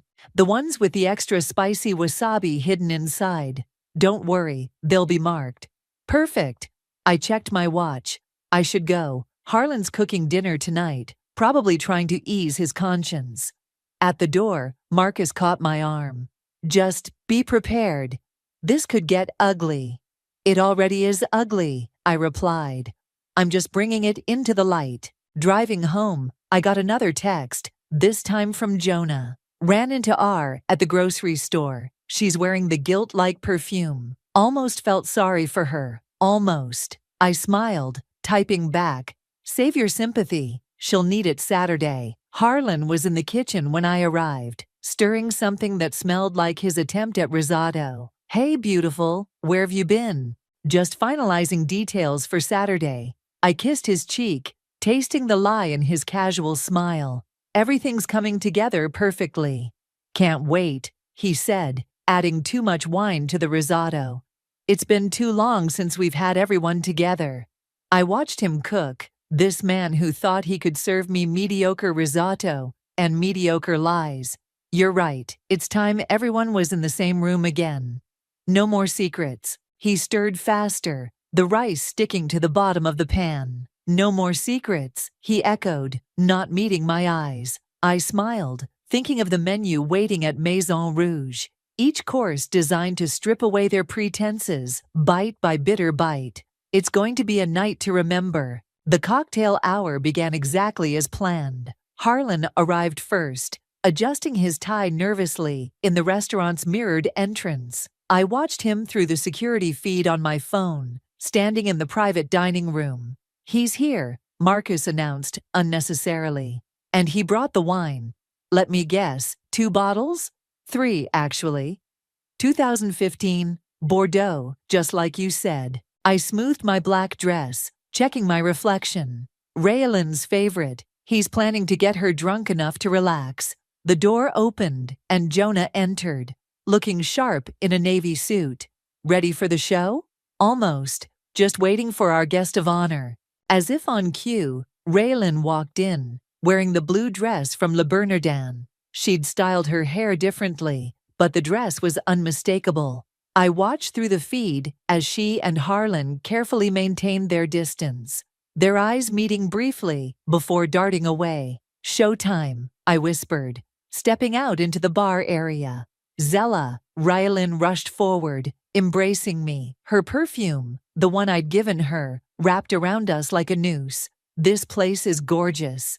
Isn't it? I hugged her back, feeling the tension in her shoulders. That dress looks even better than it did at Le Bernardin. She stiffened slightly, then forced a laugh. Oh, you saw that post? I meant to tell you about that dinner. No secrets between friends, right? I waved over a server with the canapes. Try these. They're specially marked for you and Harlan. The wasabi hit them 3 bites in. Harlan coughed, reaching for his water, while Raylan's eyes watered dramatically. Oh my God, she gasped.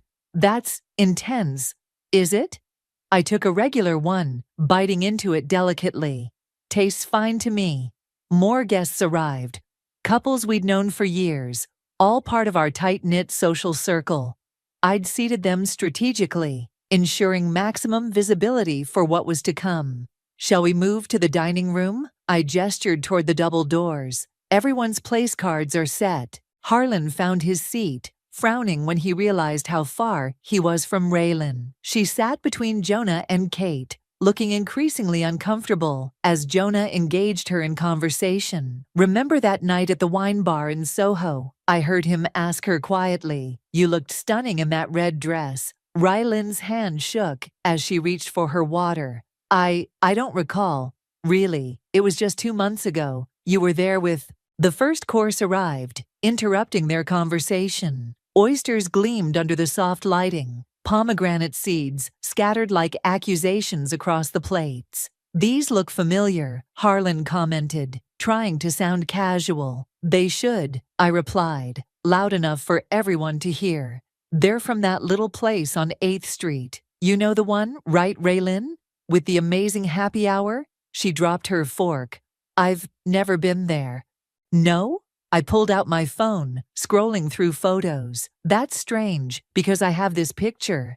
Before I could show it, servers appeared with the wine. Harlan's Bordeaux being poured into Raylan's glass first. Your favorite, isn't it? I asked innocently. 2015 was such a good year. How did you know it was her favorite? Kate asked, looking between us. Oh, Harlan mentioned it, I said smoothly. Didn't you, honey? He took a large gulp of his wine. Must have. Jonah leaned closer to Raylin. Speaking of wine, that bar in Soho had an amazing selection. What was it you were drinking that night? Something Italian. Raylin's napkin slipped from her lap. As she bent to retrieve it, a small envelope fell from beneath her place card. The first of many I'd hidden around the room. What's this? She opened it, color draining from her face as she read the note inside. Lovely evening at Le Bernardin. The chocolate dessert looked divine, especially with 2 spoons.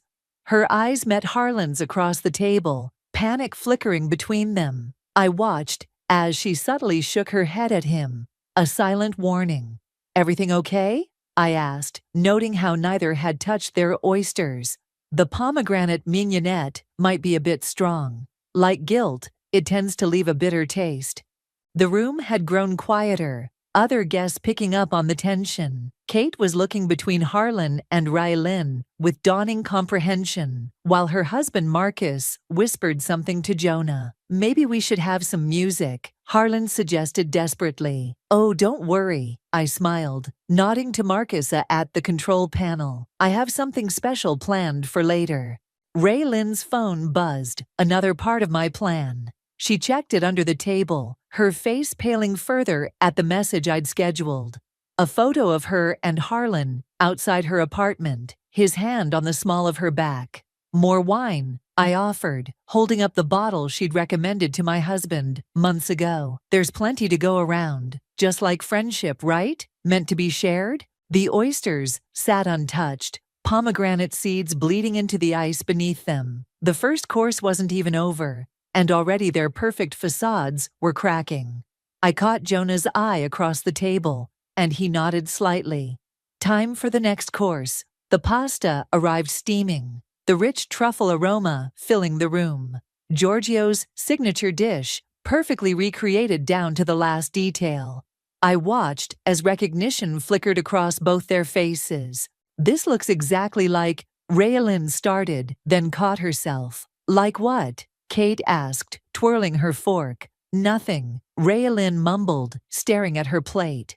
Oh, you mean like the pasta from Giorgio's, I offered helpfully. The little place in Little Italy. They only serve this dish on Wednesday nights, I hear. Harlan's fork clattered against his plate. How did I what, darling? I met his eyes steadily. Know about your favorite Wednesday night spot? The silence that followed was delicious. Around the table, our friends were starting to exchange glances, pieces falling into place. Speaking of Wednesday nights, Jonah chimed in, right on cue. Wasn't that your late meeting night, Harlan? The standing appointment with those clients from Boston. Before Harlan could respond, servers appeared with fresh wine glasses. As they leaned between guests, they discreetly placed more envelopes beside certain plates. Raylin found hers first, a receipt from Giorgio's, dated 3 weeks ago. With her lipstick mark still visible on the napkin I'd retrieved from her purse during our last lunch date. You know what's funny? I continued, taking a deliberate bite of pasta. I always wondered why you came home smelling like truffles after those client meetings. Kate picked up her envelope next, gasping softly as she read its contents. She passed it to her husband, who shook his head in disgust. Zella, Harlan warned, his voice low. What are you doing? Just sharing memories, honey. Isn't that what friends do? I nodded to Marcus, who dimmed the light slightly. The wall behind Harlan and Raylin illuminated with a photo, them entering Giorgio's together, his hand on her waist. The timestamp showed 8:47 p.m. last Wednesday. Oh my God, someone whispered. Raylan stood abruptly, her chair scraping against the floor. I need some air. But you haven't finished your pasta, I said sweetly. It's your favorite, isn't it? The same dish you two shared every Wednesday while I worked late on my cookbook. This is inappropriate, Harlan started, but Jonah cut him off. You know what's inappropriate? He pulled out his phone. Meeting your best friend's wife at wine bars in Soho. Want to see the pictures I took that night? You knew. Raylan whirled on him, tears streaming down her face. Everyone knew, Kate said quietly. We just couldn't believe you'd do this to Zella. The pasta steamed between us, forgotten. On the wall, the photos continued, a silent documentary of their betrayal, them leaving her apartment building, sharing dessert at Le Bernardin. Quick kisses in dark corners they thought no one could see. When? I asked, my voice carrying in the hushed room. When did it start? Neither answered. Their silence spoke volumes. Was it that weekend in the Hamptons, 3 summers ago? I gestured to the next photo appearing on the wall. When you thought I was too busy with my camera to notice how close you stood. Harlan pushed his plate away. This is childish, Zella. If you knew, you should have said something privately. Privately? I laughed, the sound sharp as a knife. Like how you privately fucked my best friend. Like how you privately shared meals and wines and secrets while I trusted you both? Raylan sank back into her chair, sobbing quietly now. Jonah didn't move to comfort her. I have to go, she choked out. But dessert hasn't been served yet, I said. It's a special recreation from Le Bernardin. Your favorite chocolate dish, the one you shared 3 nights ago. More photos appeared on the wall, a progression of their relationship told through stolen moments and secret meetings. Our friends watched in horrified fascination. How long have you known? Harlan demanded. Long enough to collect every receipt, every photo, every little breadcrumb you two left behind. I took another bite of pasta. It's amazing what people notice when you're too busy gazing into each other's eyes to see them. I can explain, Raylan tried, but Kate cut her off. Save it. We've all seen enough. The pasta grew cold on their plates, untouched like their excuses. Around the table, years of friendship crumbled like parmesan. The main course will be served soon, I announced, as if this were any normal dinner party. I hope you saved room. It's another of your favorites, the salmon, from that place in Brooklyn where you celebrated your 6-month anniversary last month. Harlan's face went white. How could you possibly know about that? I smiled, raising my glass. Let's just say I'm not the only one who's good at keeping receipts. Right, Jonah? The lights dimmed further as servers cleared the pasta plates. In the semi-darkness, I could see Raylan and Harlan's world collapsing, one course at a time. And we weren't even at dessert yet. The salmon arrived under silver domes, each plate a perfect recreation of their secret anniversary dinner. As servers lifted the covers in unison, more envelopes fluttered onto the table. Hotel receipts this time, from their weekend business trips. You know what I find interesting? I swirled my wine, watching the color catch the light. How you both always ordered room service for 2. Stop this, Harlan pleaded, his facade finally cracking. Just stop. Why? Are you uncomfortable? Imagine how I felt finding these in your jacket pocket. I nodded to Marcus, who projected the hotel bills onto the wall. The champagne charges are particularly fascinating. Kate picked up one of the receipts. The plaza, on my birthday. You said you couldn't come to my party because you were sick, Raylan. I can explain, Raylan whispered, mascara streaking down her cheeks. Please do. Jonah leaned back, arms crossed. Explain how you've been sleeping with your best friend's husband. For how long exactly? The silence stretched like pulled taffy, bitter and dark. 18 months, I answered for them. Since that charity gala, where you both disappeared for an hour. Remember that night, Harlan?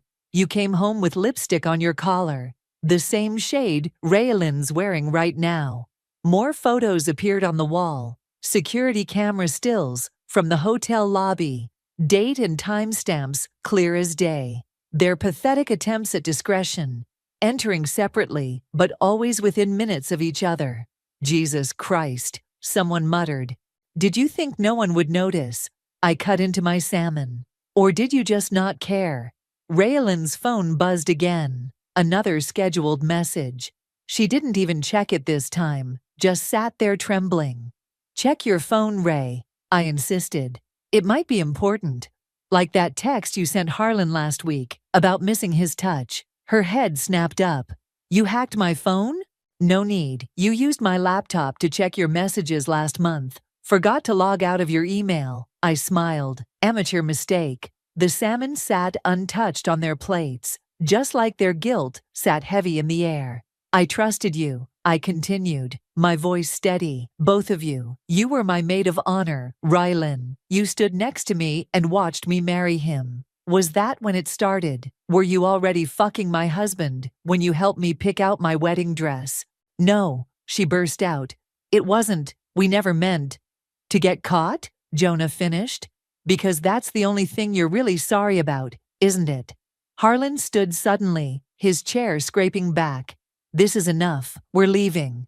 Sit down, I commanded. And to my satisfaction, he did. We haven't even gotten to the best part yet. More photos appeared, a timeline of their betrayal, them leaving work events early together, secret meetings in coffee shops, quick kisses in parking lots. I have to admit, I continued, you were thorough. Separate credit cards for hotel rooms, different restaurants each week. But you forgot one thing. What's that? Harlan asked, his voice hoarse. I'm a food photographer. I notice details, like how you always ordered the same wine. Always split dessert, always sat in dark corners, thinking no one could see you. I gestured to the wall of evidence behind them. But someone always sees. Kate stood up, throwing her napkin down. I can't be here for this. Marcus, her husband nodded, standing with her. We'll send you the gift we were going to bring to your anniversary party next month, Harlan. Though I guess that's canceled now. One by one, other guests began to leave. Each exit, another nail in their social coffin. Wait, Raylan called out desperately. Please, let me explain. Explain what? Kate turned back. How you betrayed someone who loved you. How you smiled in our faces while sleeping with her husband. Save your explanations for your therapist. Soon only Jonah remained with us, watching as Harlan and Raylan sat in stunned silence. You know what the worst part is? I said, finally pushing my plate away. I'm not even angry anymore. I'm just disappointed in how predictable you both are. The cheap hotel rooms, the secret texts, the lies about working late. If you knew, Harlan started, why didn't you just confront us? And miss this dinner, please. I stood, smoothing my dress. Besides, I wanted everyone to see exactly who you are. No more hiding in dark corners. Raylan's phone buzzed one final time. She checked it mechanically, then dropped it like it burned her. What is it? Jonah asked. Screenshots, she whispered, of every message we ever sent each other. I took the liberty of forwarding them to everyone in our contact lists, I announced. They should be receiving them right about now.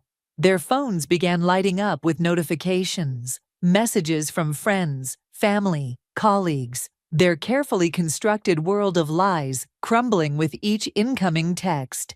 Dessert will be served in 5 minutes, I said pleasantly. I hope you saved room. It's a very special recreation from Le Bernardin. The chocolate dessert arrived under spotlights, identical to the one they'd shared at Le Bernardin. The delicate chocolate work caught the light, casting shadows across their stricken faces. Look familiar? I asked, as servers placed the plates before them. The pastry chef was very helpful when I showed him your Instagram post, Raylan. He remembered you two specifically, said you seemed very intimate. Harlan pushed his plate away. I can't do this anymore. But it's your favorite, I insisted. You loved it so much, you went back 3 times last month. Always on Tuesday afternoons. Always when I had my cooking classes. Raylan's phone wouldn't stop buzzing. She finally turned it off, hands shaking. My mother just texted, she whispered. She saw the messages. Oh, right. I took a delicate bite of chocolate. I made sure to include your parents in the distribution list. And your boss. He seemed particularly interested in all those sick days you took together. Jonah leaned forward. You know what I don't understand? Why keep coming to group events? Why risk being seen? Because they thought they were smarter than everyone else, I answered for them. They thought their little codes and signals were clever, like how Raylin would always wear red when she wanted to meet up. Harlan's head snapped up. How did you know about that? The same way I knew about the hotel room numbers you'd text her disguised as work addresses, or the way you'd schedule fake client meetings in your shared calendar. The chocolate on their plates began to melt, much like their composure. I have to call my lawyer. Harlan reached for his phone. Already taken care of, I smiled. I sent him quite a comprehensive file this morning. He's dropping you as a client, by the way. Something about moral clauses. Raylin started sobbing again. My job, my reputation. Should have thought about that before sleeping with your best friend's husband. Jonah's voice was ice cold. What did you think would happen? The lights dimmed further, and the projector whirred to life one final time. But instead of photos, a video began playing. Security footage from their various meetups, expertly edited together like a tragic romance movie. I had help from the IT guy at your office, Harlan, I explained. Turns out, he doesn't approve of affairs either, especially since his wife left him for her boss last year. The video showed them entering and leaving hotels, sharing intimate moments in parking lots, all time-stamped and crystal clear. Turn it off, Harlan begged. Why? This is your story. Don't you want to see how it ends? The final clip was from 3 days ago, them arguing outside Raylin's apartment. The audio was clear enough to hear their fight about whether to tell me. You said you were going to leave her. Raylin's voice echoed through the speakers. You promised. I never promised that, Video Harlan replied. I can't. It's complicated. Present-day Raylin stood up so quickly, her chair fell backward. You told me you loved me. He tells that to all his mistresses, I said quietly. Ask his secretary from 2 years ago. Or should I play that footage next? Harlan's face went from red to white. There's no other footage? Of course there is. I've spent months collecting everything. Every lie, every betrayal, every single time you thought you were being careful. I gestured to the screen. This is just the highlight reel. I'll lose everything, Raylin whispered. Funny how consequences work, isn't it? Harlan stood, finally finding his voice. You've made your point, Zella. What do you want? Money? The house? I don't want anything from you, I replied calmly. I just wanted everyone to see the truth. No more secrets, remember. The chocolate desserts sat melting. Forgotten symbols of their deceit. On the screen, their past indiscretions played on loop, a monument to their betrayal. My sister's waiting outside, I continued. She'll drive you both home, separately, of course, though I doubt either of you has a home to go to after tonight. Jonah stood straightening his jacket. I'll walk them out, make sure they don't try to spin this into something it's not. As they walked toward the door, broken and exposed, I called out one last time. Oh, and Harlan. The divorce papers are being delivered tomorrow. I took the liberty of copying our entire prenup to the first page. The infidelity clause is highlighted. He stopped, shoulders slumping. You've thought of everything, haven't you? Almost. I picked up my phone, showing them the screen. I'm just trying to decide which photo to use for my statement to the press. Your law firm's PR team is eager to get ahead of the story. They left without another word, their footsteps echoing through the empty restaurant. Jonah returned a few minutes later, sitting beside me. That was, he paused, searching for words. Justified? I suggested, finally allowing myself to smile. Because dessert isn't even the best part. There's more? I pulled out an envelope. The board meeting at his firm tomorrow morning, where these photos will be discussed in great detail. Turns out, sleeping with clients' wives is frowned upon in corporate law. The chocolate desserts remained untouched, melting into pools of dark regret. The morning sun streamed through my studio windows as I adjusted the lighting for my latest shoot. My phone buzzed, another news alert about Harlan's law firm. The headlines were getting creative. Top attorney's career melts faster than wedding cake. You're trending again, Alina announced, walking in with coffee. The video from the dinner has over 1 million views. Good. I checked the composition of my shot. How's Raylan doing with her new job search? Not great. Turns out most companies check social media these days. She handed me my coffee. Her parents made her move back home to Connecticut. The studio door opened, and Jonah walked in, carrying a familiar-looking dessert box. Special delivery from Le Bernardin. I laughed. The chocolate thing again. Actually, it's better. He opened the box, revealing an elegant cake. They want you to photograph their new dessert menu. Apparently, your dinner party story impressed the chef.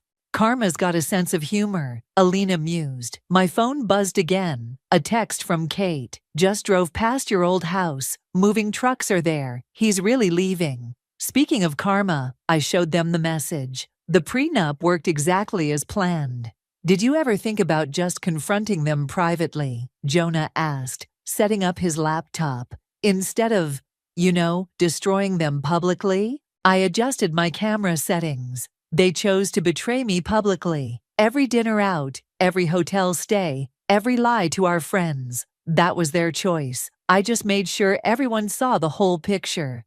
Speaking of pictures, Alina pulled up a website on her tablet. Raylan's photography business is officially closed. Her clients all canceled after seeing the video. She should have stuck to Instagram filters, I murmured, focusing my lens. The studio door opened again. Marcus and Sophie from the restaurant. You'll never guess who just tried to make a dinner reservation. Marcus grinned. Harlan said he wanted to apologize. What did you tell him? That we're booked solid for the next century. Sophie set down a bag of pastries. Also, we're launching a new special. Called it The Sweet Revenge. It's selling out every night. My phone lit up with another message. From Harlan's law firm. Ms. Wilcox, we'd like to discuss featuring your photography in our rebranding campaign. Our new focus is on integrity and transparency. Now that's ironic. Jonah laughed, reading over my shoulder. Should I take it? I asked, already knowing the answer. Absolutely, Alina said. Charge them triple your usual rate. The morning light caught the lens of my camera, casting prism patterns across the studio wall. Like evidence of betrayal, they formed a perfect timeline of shadows and light. You know what the best part is? I adjusted my tripod. I never raised my voice, never threw anything, never even cried. I just showed everyone who they really were. Through food, Sophie added, which is honestly the most chef thing ever. Through truth, I corrected. The food was just the medium. My phone buzzed one final time. A notification that the divorce was officially filed. No contests, no delays, just Harlan's signature on every page, exactly where it needed to be. So what now? Jonah asked, helping me set up the next shot. Now, I smiled, focusing my lens on the Le Bernardin cake. Now I do what I've always done. Create beautiful things, tell stories through food, and never settle for mediocre love or lukewarm pasta. And the house? Alina asked. Selling it. Already have 3 offers. I checked the light meter. Turns out, people love a good scandal location. The studio filled with morning light and possibility. On my laptop, another email notification popped up. A major publishing house interested in my story. From food photography to private investigation, a recipe for revenge. You're not actually going to write it, are you? Marcus asked. I thought about all the messages I'd received from other women, thanking me for showing them how to reclaim their power without losing their dignity. Maybe. I adjusted the cake's position slightly. But first, I have a dessert menu to shoot. Sophie, can you move that chocolate curl about 2 millimeters to the left? Perfectionist, she teased, but did as asked. I looked through my viewfinder, focusing on the intricate details of the dessert. Like evidence, like truth, like revenge. Sometimes the smallest details made the biggest impact. Ready? I asked my assembled friends, each of whom had played their part in my elaborate dinner theater. They nodded, gathering around to watch me work. Through my lens, the dessert looked perfect, each element in its place, nothing hidden, everything exactly as it should be. I pressed the shutter, capturing the moment in perfect clarity. Like justice, like karma, like the truth, some things just needed the right light to be seen. Perfect shot, Jonas said, looking at the preview. It always was, I replied, already setting up the next one. You just had to know where to look. The inheritance check sat on my kitchen counter, mocking me with its emptiness. $300,000. Gone. Not stolen by a stranger or lost to some elaborate scam, but swindled away by my own sister. I'm Emily, and until yesterday, I thought I knew what family meant. You can't just take what was meant for me. My voice cracked as I confronted Ainsley in our childhood home's living room. She sat there, perfectly composed in her designer outfit, probably bought with my money. The will didn't specify you, she said coolly, examining her manicured nails. Aunt Caroline left it to her beloved niece. I'm her niece too. You know she meant me. I was the one who visited her every weekend. I was the one who helped with her medical appointments. I was the perfect niece? Ainsley's eyes flashed. Some of us had to work, Emily. We can't all spend our time playing favorite with rich relatives. The irony of her words hit like a slap. I'd been working 2 jobs while finishing my architecture degree, while Ainsley hopped between marketing positions, living off our parents' generosity. Working? I laughed bitterly. Is that what you call maxing out mom and dad's credit cards? The front door opened, and Cynthia, my mentor from the architecture firm, stepped in. I'd called her in desperation, needing someone who understood contract law. Emily? She looked between us, her experienced eyes taking in the scene. I came as soon as I could. Ainsley straightened. This is a family matter. Family? I grabbed the empty inheritance check. You forged my signature, Ainsley. You convinced the executor you were me. Cynthia's sharp intake of breath cut through the tension. That's a serious accusation. It's also unprovable. Ainsley stood, smoothing her skirt. The money's been transferred. It's done. My hands shook as I reached for my phone. I'm calling the police. Go ahead, Ainsley challenged. Drag our family through a scandal. Make Mom cry more than she already has. Besides, she smiled sweetly, I've already spent most of it. Cynthia placed a steady hand on my arm. Emily, wait, let's think this through. But I was already dialing. Ainsley's face paled slightly, but she maintained her composure. Mom and Dad will never forgive you. I paused, finger hovering over the call button. She was right. Our parents would be devastated. They'd already lost so much trying to keep our family afloat. You're really going to stand there and blackmail me with our parents' happiness? I asked, my voice barely a whisper. I'm being practical. Something you never learned. Ainsley grabbed her purse. Face it, Emily. You're too soft for the real world. That money would have been wasted on your little dream projects. Cynthia stepped forward. Dreams like the sustainable housing initiative she's been developing, the one that could revolutionize affordable housing in this city? Ainsley faltered for a moment, but quickly recovered. Whatever. What's done is done. My phone buzzed. A text from an unknown number. I opened it, barely registering the words through my anger. Get out, I said quietly. This is my house too. Get out, I screamed, my voice raw with emotion. You're not my sister anymore. You're just a thief in designer clothes. Ainsley's mask cracked slightly. For a moment, I saw something. Regret? Fear? But then it was gone, replaced by cold determination. She walked to the door, pausing only briefly. You'll thank me someday, when you learn how the world really works. After she left, Cynthia read the text over my shoulder. Emily, this could change everything. I nodded numbly, reading it again. Isaiah Murphy, head of Murphy & Associates, wanted to meet about leading their new cityscape project, the biggest architectural opportunity in the city's history. The universe has interesting timing, Cynthia said softly. Maybe this is your real inheritance. I wiped my eyes, straightening my shoulders. Maybe it is. I looked around the living room at the family photos mocking me from the walls. I need to pack. You're moving out? I can't stay here. Not with her.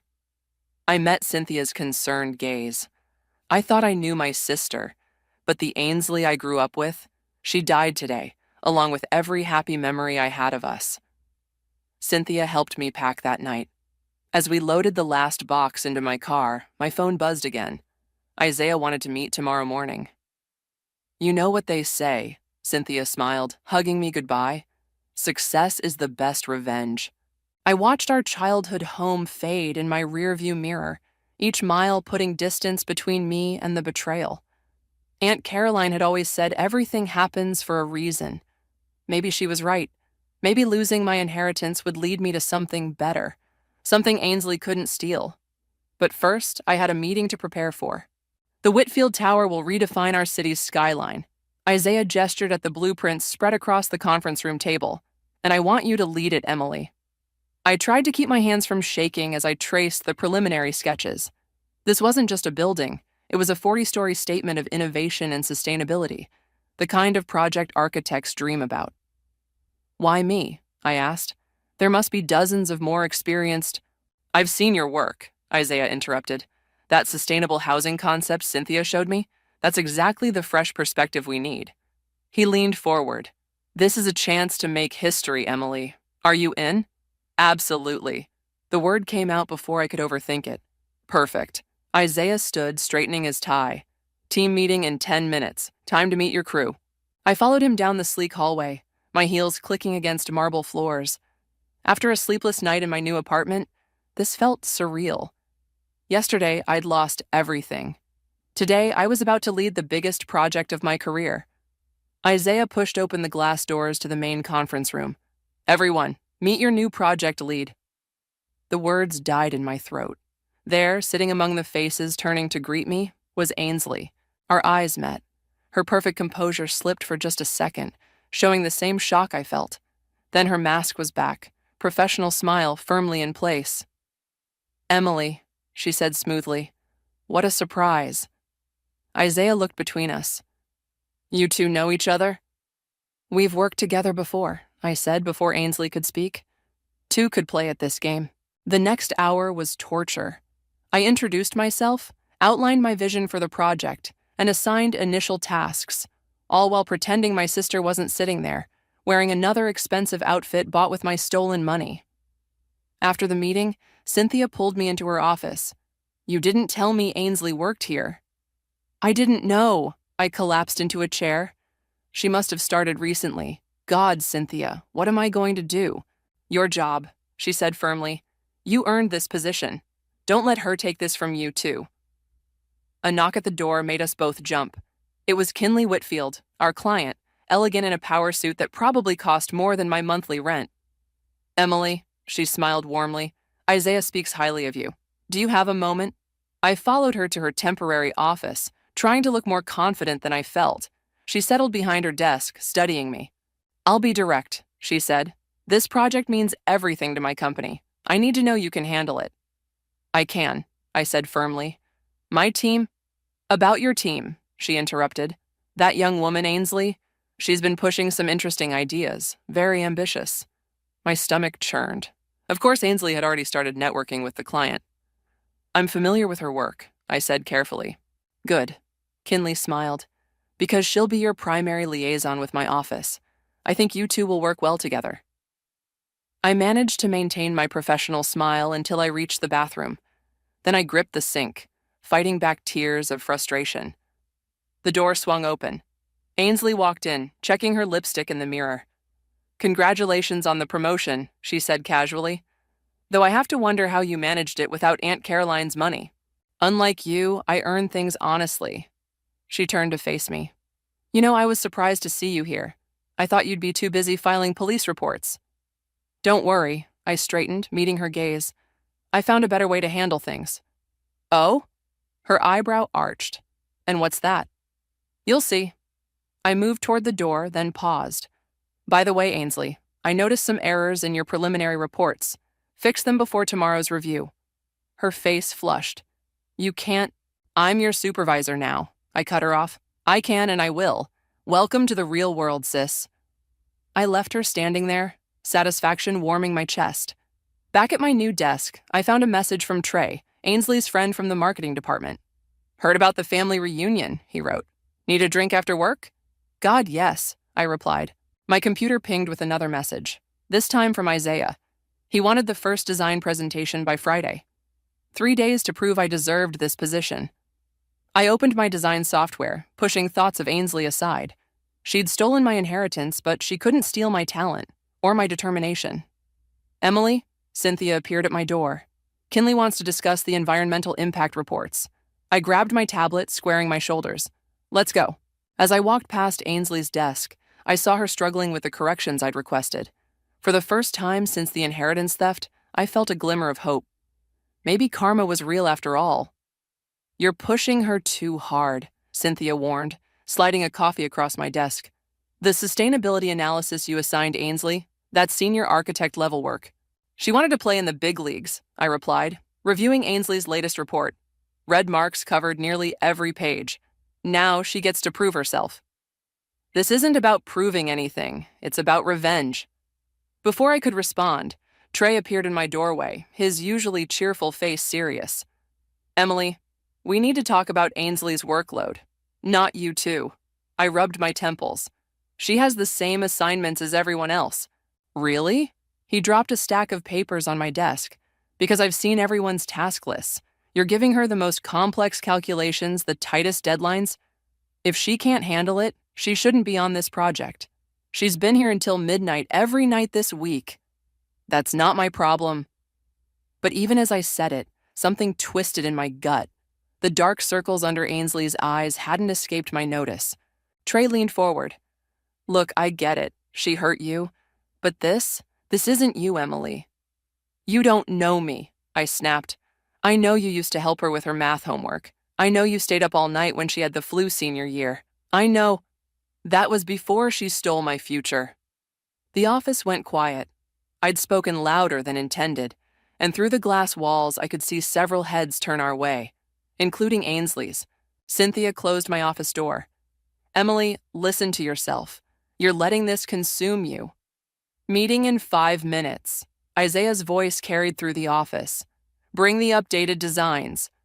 I gathered my materials, avoiding both Cynthia and Trey's concerned looks. In the conference room, Ainsley sat as far from me as possible, her hands shaking slightly as she arranged her papers.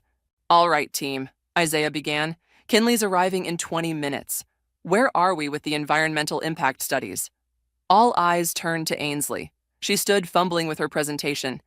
The calculations show, the sustainability metrics indicate. She trailed off, staring at her numbers. Is there a problem? Isaiah asked. Ainsley's voice cracked.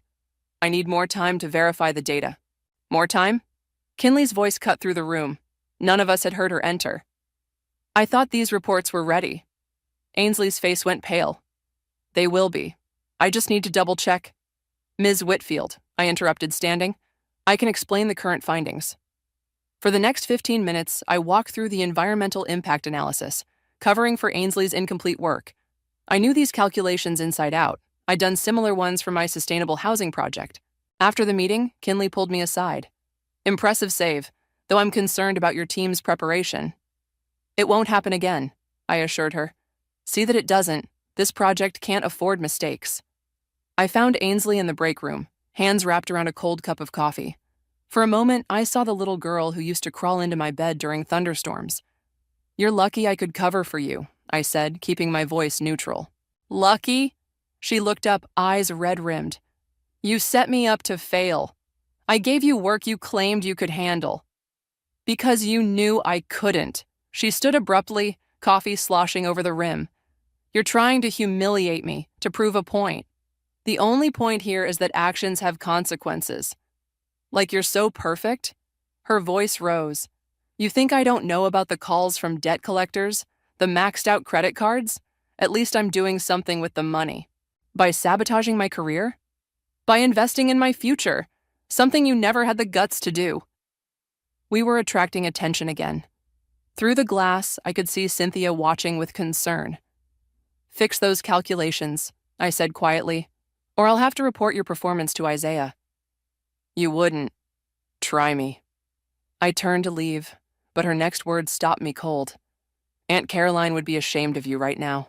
The rage that filled me was instant and overwhelming. I spun around, ready to unleash years of pent-up resentment, but Cynthia appeared between us. Emily, Kinley needs you. Now. I let her lead me away, my hands shaking with suppressed emotion. This has to stop, Cynthia said once we were alone. You're both going to destroy yourselves, and this project. She started this. And you're finishing it? Cynthia shook her head. The Emily I know builds things. She doesn't tear them down. Before I could respond, my phone buzzed. A message from Isaiah.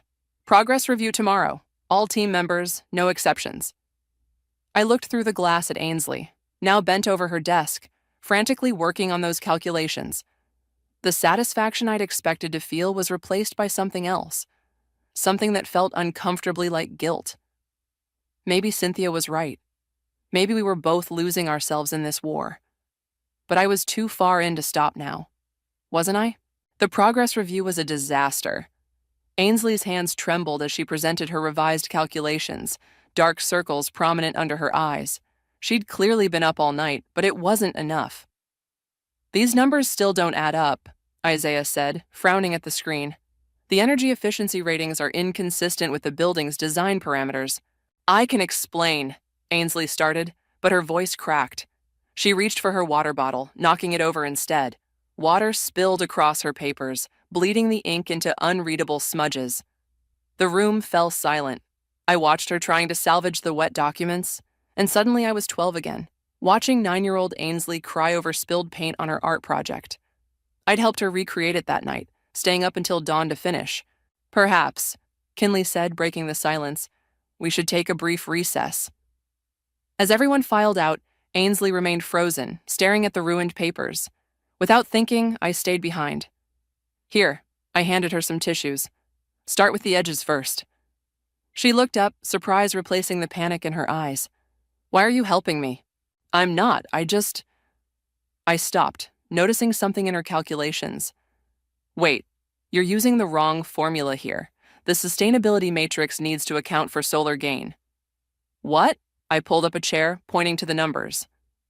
Look, you're calculating total energy output, but you need to factor in the seasonal variations, like when we used to track the sunlight for Mom's garden, remember? A ghost of a smile crossed her face.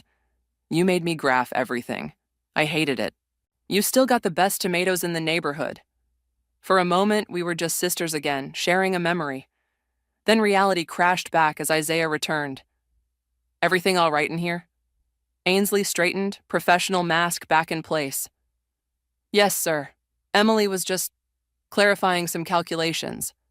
Good, because we need these numbers finalized by tomorrow. The board presentation... Board presentation? I interrupted. I thought that was next week. They moved it up, and they're considering internal promotions based on this project's success. He gave us both a meaningful look before leaving. Ainsley's expression changed. A promotion?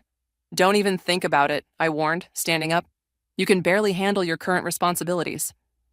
I can handle anything you throw at me, she shot back, but her voice wavered. I gathered my things, pausing at the door. Prove it. Redo those calculations. Correctly this time. Back at my desk, I found an old photo had fallen from my planner. Ainsley and me at her college graduation, both smiling, her arms thrown around my neck. I'd paid for her cap and gown with my overtime money. You're still wearing it, Cynthia said, making me jump. She pointed to my wrist, where Ainsley's graduation gift, a simple silver bracelet, more still rested. I forgot to take it off, I muttered, but we both knew it was a lie. The board's looking for someone to head their new sustainability division, she said casually. Triple the salary, corner office. Why are you telling me this? Because I saw you in there, helping her. The real you slipped out for a minute. My phone buzzed. A text from Trey. Ainsley's crying in the bathroom again. This has to stop. I'm not the bad guy here, I said, but the words felt hollow. No? Cynthia picked up the graduation photo. Then why does it feel like you're both losing? Before I could respond, Kinley appeared. Emily, a word? In her office, she got straight to the point. I'm concerned about the team dynamics. Everything's fine. Don't insult my intelligence. She leaned forward. I've built my career reading people. You and Ainsley? There's history there. Bad history. I stayed silent. Here's the thing, Emily. You're brilliant. Your designs are revolutionary. But if personal drama compromises this project... She left the threat unspoken. Walking back to my office, I passed Ainsley's desk. She was on the phone, voice tight with stress. Please, just another week. No, I understand the payment terms, but yes, I know how much I owe. I stopped, recognizing the tone of someone drowning in debt. The same tone I'd used countless times before Aunt Caroline's inheritance was supposed to save me. Back at my desk, I pulled up Ainsley's latest design contributions. Behind the errors and rushed work, I saw flashes of genuine talent, ideas that could work with the right guidance. My computer pinged, an email about the board presentation. The promotion would change everything, a way out of my own financial mess, a chance to prove myself. But as I looked at the graduation photo, another memory surfaced. Ainsley at 6, holding my hand on her first day of school. Don't let go, Emmy, she'd begged. I'm scared. I won't, I'd promised. Big sisters don't let go. Except I had. We both had. My phone buzzed again, Isaiah requesting the final presentation materials. I looked through the glass at Ainsley, still on the phone, shoulders slumped in defeat. The promotion could be my revenge, my justice, or it could be something else entirely. I just had to decide which sister I wanted to be. You need to see this, Trey said, dropping a stack of papers on my desk after hours. The office was empty except for us and the cleaning crew. I'm busy with the board presentation. These are Ainsley's bank statements. I pushed them away. I don't want to see... Look at them, Emily, please. Reluctantly, I glanced at the top page. Multiple overdraft fees, loan payments, credit card bills with astronomical interest rates. She's drowning, Trey said quietly. The inheritance money? Most of it went to pay off your parents' mortgage. They were about to lose the house. The words hit me like a physical blow. What? Your dad's business was failing. They'd refinanced 3 times. Ainsley found out when she overheard them talking about bankruptcy. I remembered Dad's mysterious business trips last year, Mom's forced cheerfulness, the way they'd stopped hosting family dinners. Why didn't they tell me? The same reason you never told them about your student loan struggles. Trey sat down. Pride, protection, pick one. But why didn't Ainsley just tell me the truth? Would you have agreed to give up your dream project money to save their house? I wanted to say yes, but we both knew the truth. That sustainable housing initiative had been everything to me. She's not sleeping, Trey continued, barely eating. Between the project workload and the guilt. Guilt? I laughed bitterly. She doesn't feel guilty. Really? He pulled out his phone, showing me a text conversation. Ainsley's messages were time-stamped 3 a.m., filled with self-loathing and regret. I destroyed my relationship with Emily forever, one read, but I couldn't let Mom and Dad lose everything. My throat tightened. She still had no right. A crash from the hallway interrupted us. We rushed out to find Ainsley on the floor, surrounded by scattered papers and her broken laptop. I'm fine, she said quickly, trying to stand, but she swayed, grabbing the wall for support. When's the last time you ate? Trey demanded. I had coffee. Coffee isn't food, Ains. I have to finish these revisions, she mumbled. The board presentation is in 2 days, I found myself saying, and you're no good to anyone if you collapse. They both looked at me in surprise. Come on, I sighed. There's a diner around the corner. We'll get food and then... I hesitated. Then we need to talk. 20 minutes later, we sat in a worn booth, Ainsley picking at a grilled cheese sandwich while I stirred my coffee. Why didn't you tell me about Mom and Dad?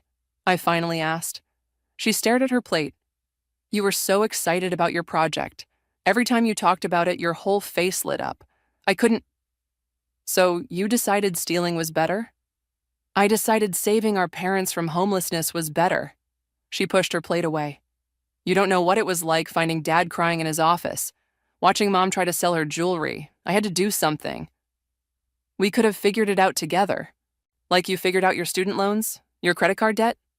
She met my eyes. I saw the bills, Emily. You were drowning, too. I fell silent, remembering those desperate years of juggling payments, eating ramen, working multiple jobs. I know what I did was wrong, Ainsley whispered. I hate myself for it every day. But I'd do it again to keep our family from falling apart. And now you're falling apart instead. She wiped her eyes. I'm fine. No, you're not, and neither am I. I pulled out my phone, showing her the promotion email. The board's looking for someone to head their sustainability division. You deserve it, she said quietly. You're brilliant, Emily. Always have been. So are you. I surprised myself by meaning it. When you're not trying to prove something, your designs are innovative, different. She laughed weakly. Is this where you tell me you're firing me? No. I took a deep breath. This is where I tell you I'm going to help you fix those calculations. Properly this time. Her fork clattered to the table. What? The promotion isn't worth destroying what's left of us, and maybe... I twisted the silver bracelet on my wrist. Maybe it's time we both stopped drowning. Tears spilled down her cheeks. I'm so sorry, Emmy, for everything. I know. I reached across the table, squeezing her hand. We've got a lot to work through, but right now you need to eat that sandwich. We have a presentation to save. Trey, who'd been quietly watching, smiled. Does this mean no more midnight crying sessions? Shut up. Ainsley threw a napkin at him, laughing through her tears. As we left the diner, my phone buzzed. A text from Cynthia. Sometimes the biggest victories aren't the ones we plan for. Looking at Ainsley, exhausted but finally eating, I thought about Aunt Caroline, about family, about forgiveness. Maybe the real inheritance wasn't the money at all. Maybe it was the chance to rebuild what we'd broken. No, absolutely not. Kinley slammed her hand on the conference table. We are not redesigning the entire west facade 12 hours before the board presentation. I shared a worried glance with Ainsley. We'd been working through the night, our temporary truce tested by endless coffee and mounting pressure. Now, at 7 a.m., our client was threatening to derail everything. The current design doesn't maximize natural light, Kinley continued pacing. The board won't approve it. But changing it now would compromise the structural integrity, I argued. Then fix it, Kinley snapped. That's what I'm paying you for. After she stormed out, Ainsley slumped in her chair. We're screwed. No, I pulled up our design software. We're not. Remember that solution you proposed last week? The one with the stepped windows? Her eyes widened. You said it was too risky. It was. But right now, risky might be our only option. For the next hour, we reworked the design, our old rhythm returning surprisingly easily. Ainsley's creative approach balanced my technical precision, just like when we used to build elaborate blanket forts as kids. There, Ainsley pointed at the screen.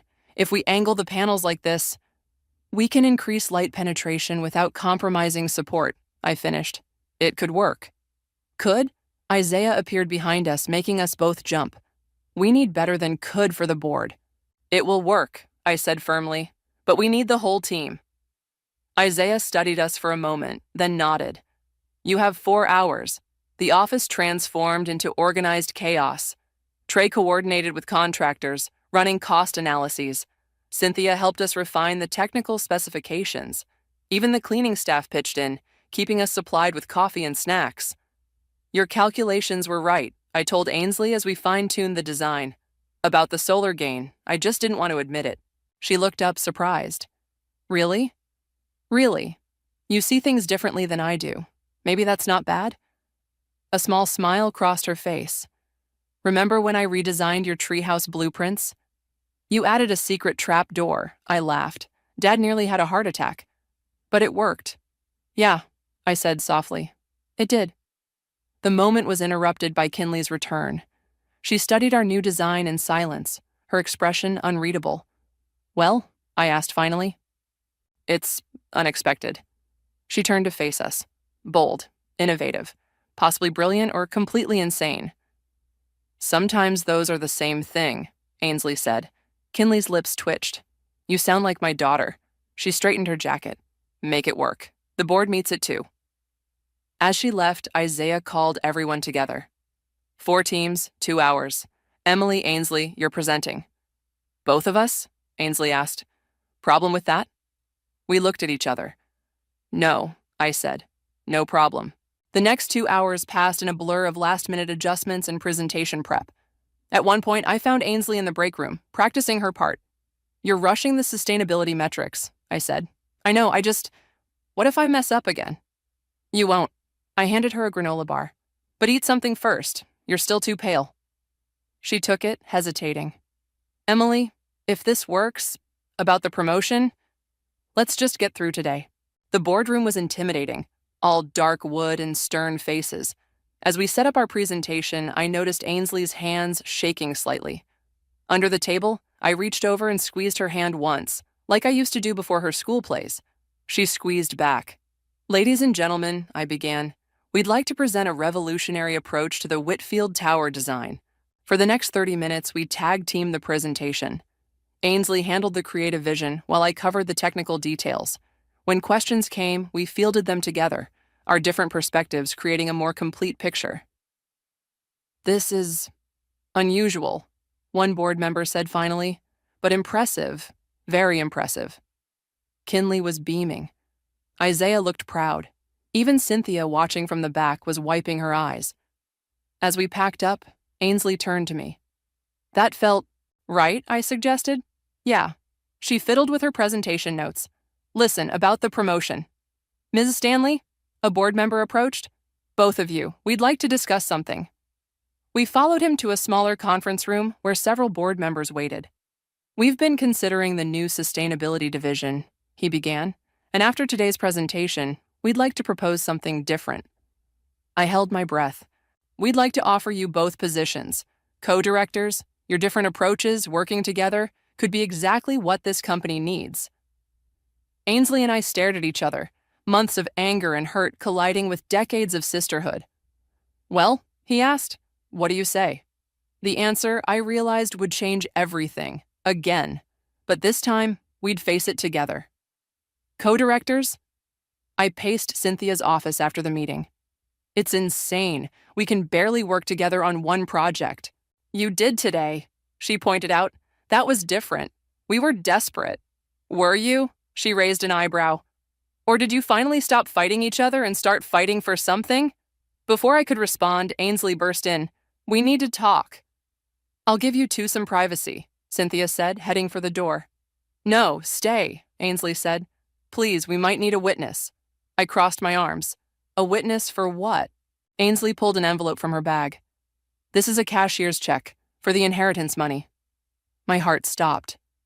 What? I've been working with a financial advisor. Sold my car, my designer clothes, took out a loan. She held out the envelope.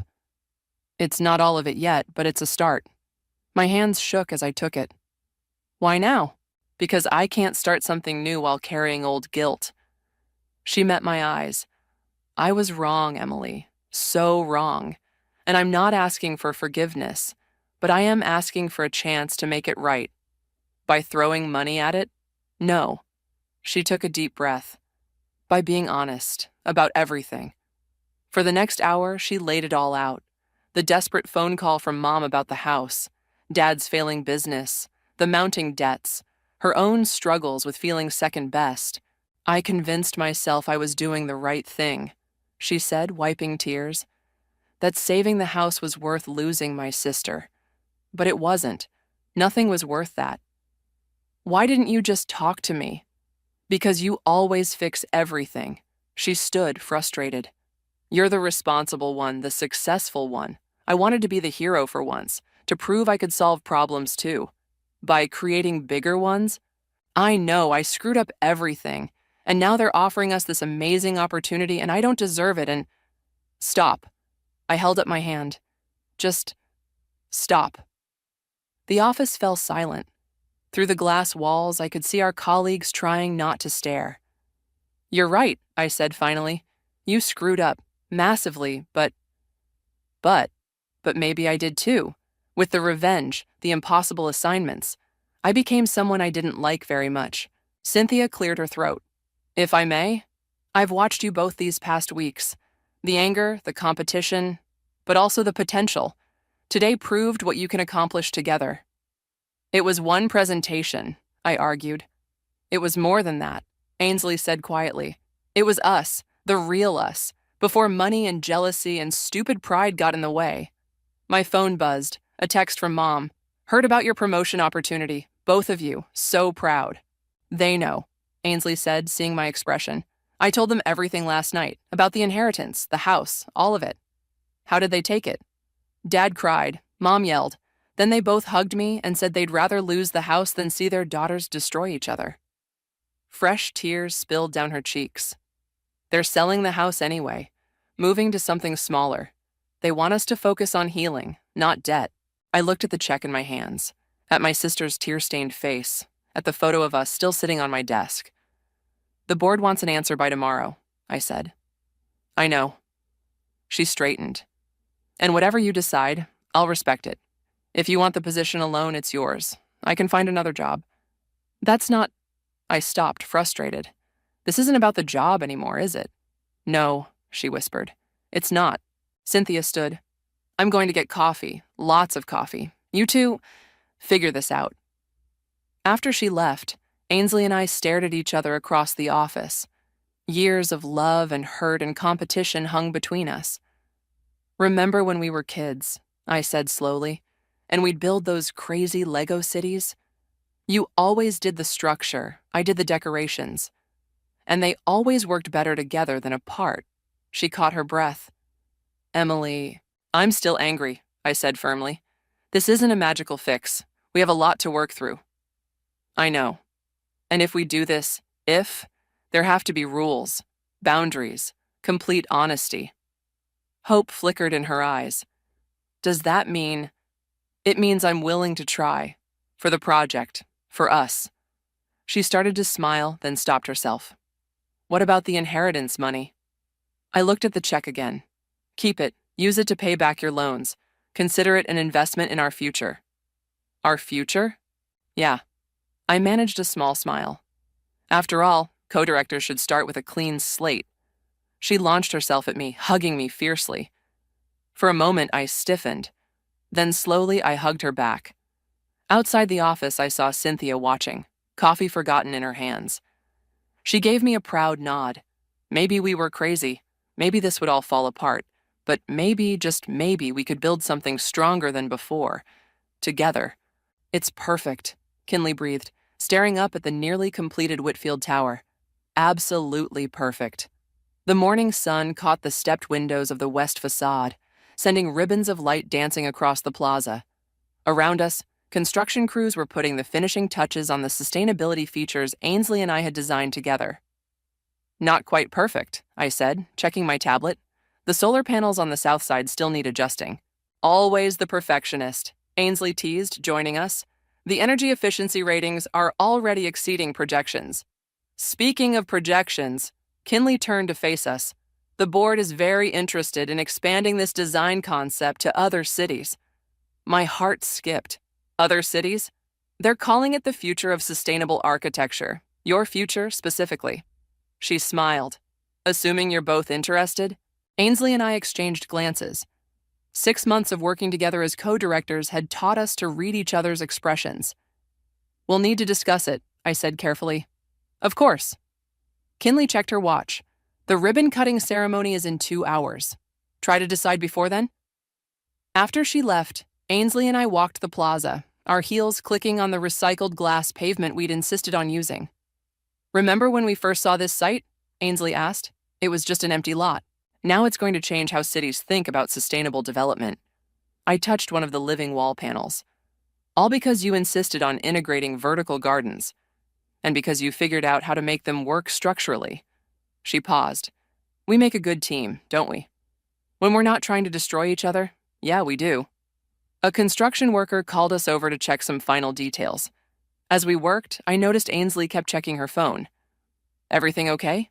Mom and Dad are on their way, she bit her lip. With some news about the house? My stomach tightened. Despite their plans to downsize, our parents had struggled to sell the family home. Good news or bad news? They wouldn't say, but she showed me her phone. Trey's been helping them with the listings. I smiled. Trey had become a regular at our weekly family dinners, his easy humor helping bridge the awkward moments as we rebuilt our relationships. Ms. Emily, a worker called down from above. We found something in the time capsule wall. During construction, we'd created a space for the community to leave messages for future generations. But this was different, an envelope with my name on it. I recognized the handwriting immediately. Aunt Caroline. How? I looked at Ainsley, who suddenly seemed very interested in her shoes. I found it in her things. she admitted. After everything. I asked Cynthia to help me hide it here, for today. With trembling fingers, I opened the letter. My dearest Emily, if you're reading this, you've completed your first major project. I always knew you would. Your talent isn't just in designing buildings, it's in building connections.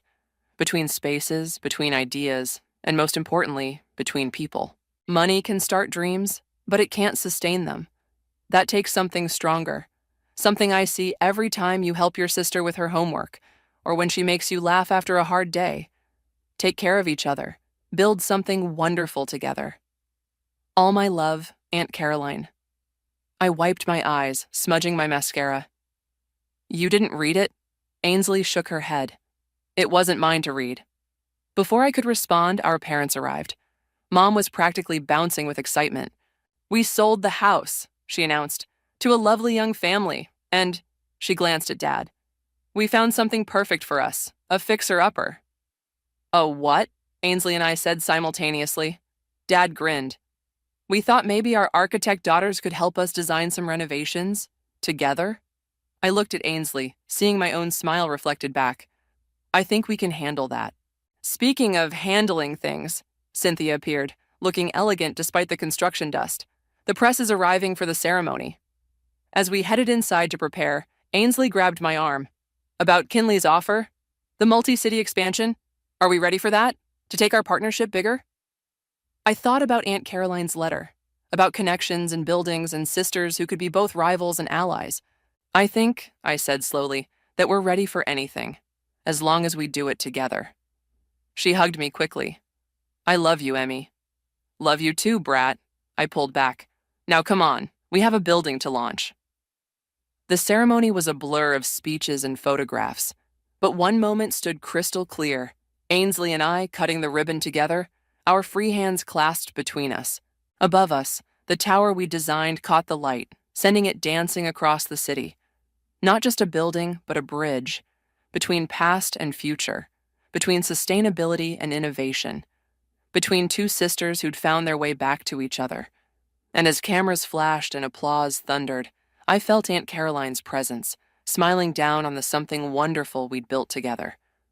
Not just a tower reaching for the sky, but a foundation strong enough to support whatever came next. The worst part about being invisible is when people look right through you, even at your own mother's birthday party. Even when you're the one who spent 3 days preparing everything, from the hand-rolled spring rolls to the intricately decorated cake that nobody bothered to photograph. I'm Luna, and I've mastered the art of fading into the background at family gatherings. Tonight was no different, except it was the night that changed everything. Mum, did you see what Uncle Dwayne brought? My daughter Emma tugged at my sleeve, pointing at the massive wrapped gift in the corner. Of course, my brother had to outdo everyone else with what looked like a 65-inch TV. That's nice, sweetie, I said, adjusting the wilting flower arrangement that nobody had noticed I'd spent hours on. Luna, honey, could you grab more ice from the garage? My mother called from across the room, not even looking in my direction. She was too busy fawning over Dwayne, who was holding court in our living room, regaling everyone with his latest tech company acquisition. And that's how we closed the deal at $50 million, Dwayne's voice boomed. The future of tech is all about innovation and bold moves. I grabbed the ice bucket, my knuckles white against the plastic. As I passed through the living room, Sarah, our family friend, touched my arm. Luna, those spring rolls are amazing, just like your grandmother used to make. Before I could thank her, Dwayne cut in. Speaking of bold moves, where's that computer engineering degree of yours taking you these days, little sister? Still just playing house? The room fell quiet.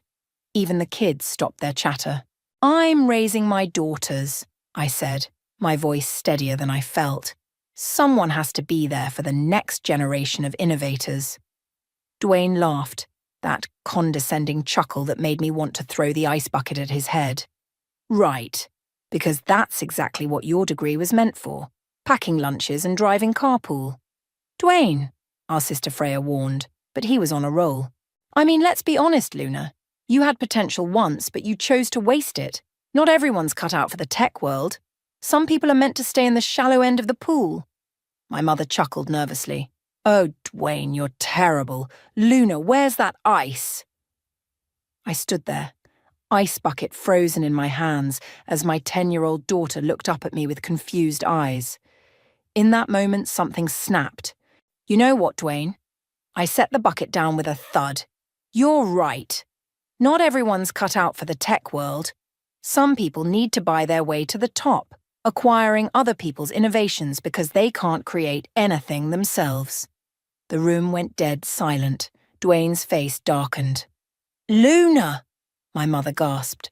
Apologize to your brother right now. I looked around the room. At my mother's horrified expression, at Sarah's sympathetic glance, at Freya's subtle nod of approval, and finally at my daughter's wide eyes. I'm sorry, I said, picking up the ice bucket again. I'm sorry I let you all think I was nothing more than a glorified housewife for so long. That's about to change. I walked out to the garage, my heart pounding. Through the door, I could hear Dwayne's dismissive laugh. See what I mean? Always so emotional. That's why she could never hack it in tech. In the dim garage, surrounded by boxes of Christmas decorations and outgrown baby clothes, I pulled out my phone. With trembling fingers, I scrolled through my contacts until I found the name I was looking for. Ingrid Flores, my old college roommate and the most brilliant coder I'd ever known. Hey, Ingrid, it's Luna. Remember that app idea we talked about at the reunion last year? The one you said could revolutionize how people connect? I'm in. All in. There was a pause on the other end. Are you sure? Last time we talked, you said the timing wasn't right. I looked back at the door where I could still hear Dwayne holding court. The timing's perfect now. How soon can we meet? I can do tomorrow morning. Coffee at the grind. Perfect. I hung up and filled the ice bucket, a smile playing at my lips for the first time that evening. When I returned to the party, Dwayne was opening his gifts, making a show of each one. I set the ice down and watched as my mother opened the massive TV he'd brought, exclaiming over his generosity. But I barely saw it. In my mind, I was already coding, planning, building something that would make them all sit up and take notice, something that would force my brother to eat his words. My daughter tugged at my sleeve again. Mum, are you okay? I looked down at her, seeing in her eyes the same spark of curiosity and determination I used to see in my own reflection. I'm better than okay, sweetie. I'm about to show Uncle Dwayne exactly what the shallow end of the pool can do. The grind was already buzzing with morning coffee seekers when I spotted Ingrid at our usual corner table. She hadn't changed much since college. Same intense eyes, same habit of drumming her fingers when she was excited about an idea. You look like you're on a mission, she said as I sat down, 2 laptops already open in front of her. More like a warpath, I replied, pulling out my own notebook. Remember when we talked about creating an app that could predict and prevent technical failures before they happen? Ingrid's eyes lit up. The preventive maintenance AI. Luna. That could revolutionize how companies handle their infrastructure. But the algorithm would need to be perfect, I finished. I know, and I've been working on it, she raised an eyebrow. While raising 2 kids, I pulled out my tablet and showed her the preliminary coding I'd been tinkering with during late nights after the girls went to bed. Turns out insomnia and revenge are great motivators. Ingrid scrolled through my work, her eyes widening. This is actually brilliant. You've created a basic framework that could learn from historical failure patterns, but we'd need massive amounts of data to train it properly. I might have a solution for that, I said, taking a sip of my coffee. Remember Sarah from my brother's company? She heads their data department, and she's been dropping hints about their maintenance issues for years. The same brother who inspired this revenge coding session? The very same. Just then, my phone buzzed. A text from my mother. Family dinner tonight. Don't be late like last time. Ingrid saw my expression change. Let me guess. Family obligations. They still think I'm just playing house, I said, my voice tight. Even my mum. Yesterday, she told me I should be grateful Dwayne gives my daughters such nice birthday presents, since I can't afford much on my own. Then let's prove them wrong. Ingrid turned her laptop around. Look at these market projections. Companies lose billions annually due to preventable technical failures. If we can create an AI that predicts these failures, we could save them millions, I finished, feeling the familiar excitement of a challenging project. But we'd need funding, infrastructure. Leave that to me, Ingrid said.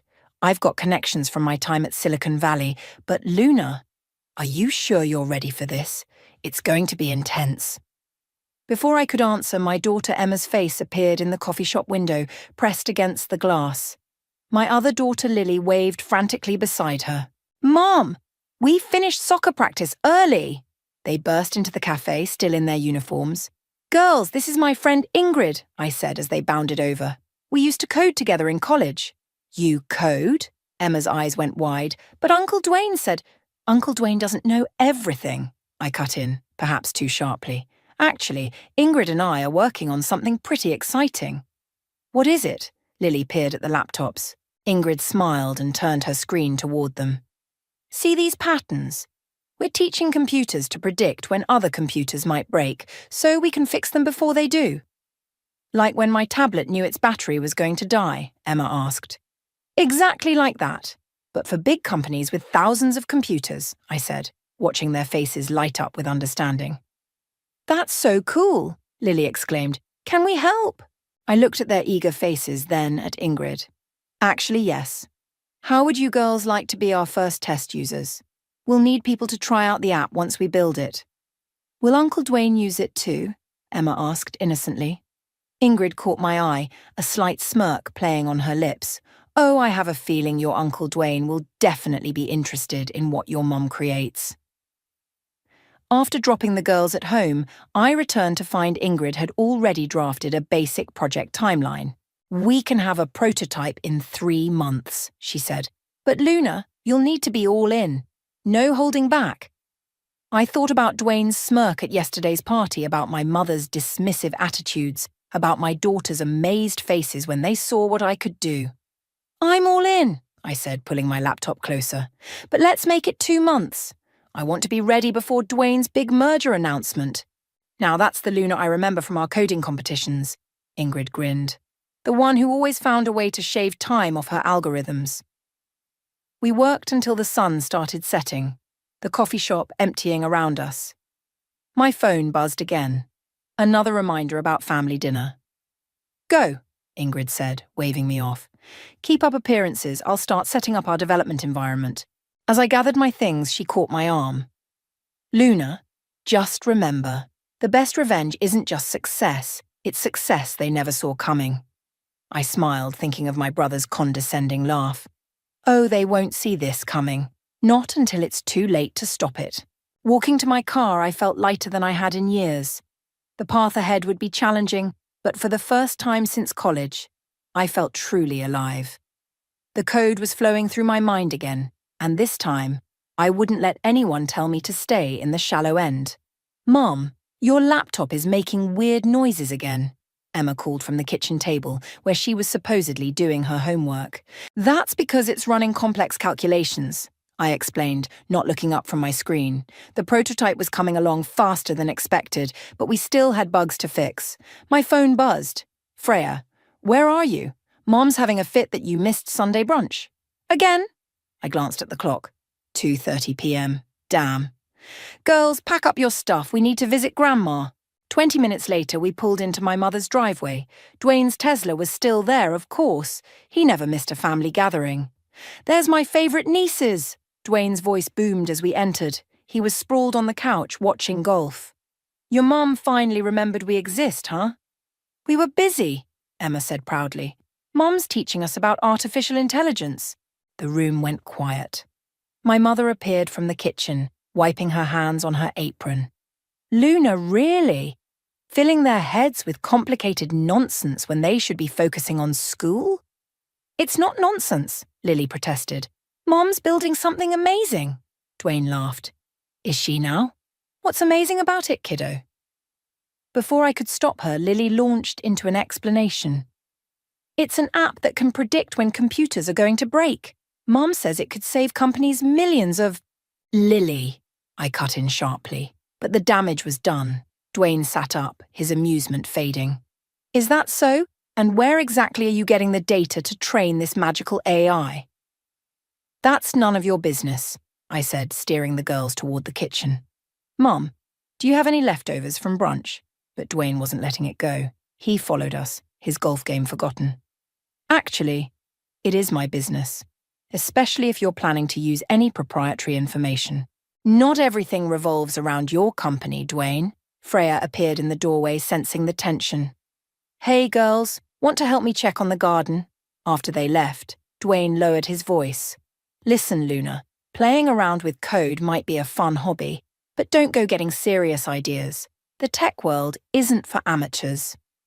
Funny, I said, meeting his eyes. That's exactly what your competitors said about you before you bought them out. His face darkened. Watch it, sister. You're out of your depth. My phone buzzed again.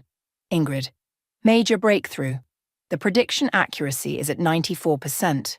Call me ASAP. Luna, my mother interrupted. Speaking of depth, why don't you help Dwayne with his company's anniversary gala next month? You always had such a knack for planning parties. I gripped my phone tighter. Sorry, Mom, I'm a bit busy these days.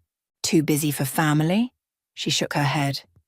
Ever since you started this computer thing, you're never around. What kind of example are you setting for your girls? A pretty good one, actually, Freya said, returning without the kids. She's showing them that mothers can be more than just party planners. Stay out of this, Freya, Dwayne warned. Or what? Freya challenged. You'll mansplain technology to me, too. My phone buzzed continuously now. Ingrid was calling. I need to take this, I said, stepping onto the back porch. Behind me I could hear Dwayne and my mother's disapproving sighs. Luna! Ingrid's voice was electric with excitement. The algorithm just predicted a major server failure in our test environment 30 minutes before it happened. We're ready for real-world testing. I glanced through the window at Dwayne, who was now lecturing Freya about family loyalty. How soon can we launch? 2 weeks, maybe less, but Luna! We got another email from that venture capitalist. He wants to meet. My heart raced. The one who backed that billion-dollar startup last year? The same. He's heard rumors about what we're building. Says it could be exactly what the industry needs. Through the glass, I saw my daughters return from the garden, their faces lighting up when they saw me. Behind them, Dwayne was checking his phone, his expression growing increasingly concerned. Set up the meeting, I said. And Ingrid, let's accelerate the timeline. I want to launch before Dwayne's merger announcement. That's in 3 weeks, she cautioned. We'd be cutting it close. Trust me, I said, watching my brother's frown deepen as he read something on his phone. The timing needs to be perfect. I hung up just as Sarah, our family friend, rushed onto the back porch. Luna, I've been trying to reach you, the predictive maintenance system at Dwayne's company. It's showing signs of imminent failure. Their current software can't identify the cause. I smiled, thinking of our algorithm's 94% accuracy rate. How unfortunate for them. Sarah's eyes widened with understanding. Your app? It could prevent this, couldn't it? It could, I agreed, but something tells me my brother isn't ready to admit he needs his little sister's help. Inside, I could hear Dwayne barking orders into his phone. For once, I was glad to be invisible. It meant no one noticed my satisfied smile as I watched chaos unfold in the shallow end of the pool. The venture capitalist's office screamed success, all glass and chrome with a view of the bay. Marcus, the man himself, leaned back in his chair, staring at our demo with an intensity that made my palms sweat. Run it again, he said. Ingrid nodded, restarting the simulation. On the massive screen, our AI predicted 3 system failures in a complex network, highlighting them in red before they occurred. Impressive, Marcus said, standing up. But I need to know, how did you get such accurate predictions with limited data? Before I could answer, my phone lit up. Emma's school. I declined the call, but it immediately rang again. Take it, Ingrid said. I'll explain the technical details. I stepped out into the hallway. Hello? Mrs. Kelly? Emma had a panic attack during her presentation. She's asking for you. My heart sank. I'll be right there.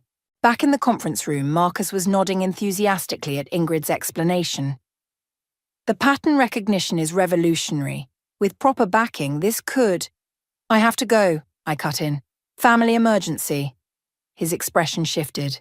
Mrs. Kelly, while I appreciate family commitments, this level of investment requires... My daughter needs me, I said firmly.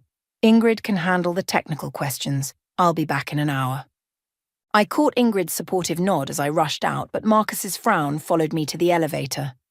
At school, I found Emma curled up in the nurse's office, her science project poster crumpled beside her. Baby, what happened? She looked up, tears streaking her face. I was telling the class about your app, about how it helps computers. But Tyler said I was lying. He said his dad works for Uncle Dwayne and that you're just a mom who plays with computers. My chest tightened. Tyler's dad works for your uncle? He's Mr. Percy from the Christmas party, she sniffled. He said you're trying to hurt Uncle Dwayne's company. Percy. Of course. Dwayne's right-hand man would be feeding his kid propaganda. Emma, look at me, I said, wiping her tears. What we're building isn't about hurting anyone. It's about proving that everyone deserves a chance to create something important. Even mums who play with computers. My phone buzzed. Ingrid. Marcus is interested. Very interested. Where are you? Then another text from Freya. Emergency family dinner tonight. Dwayne's making some big announcement.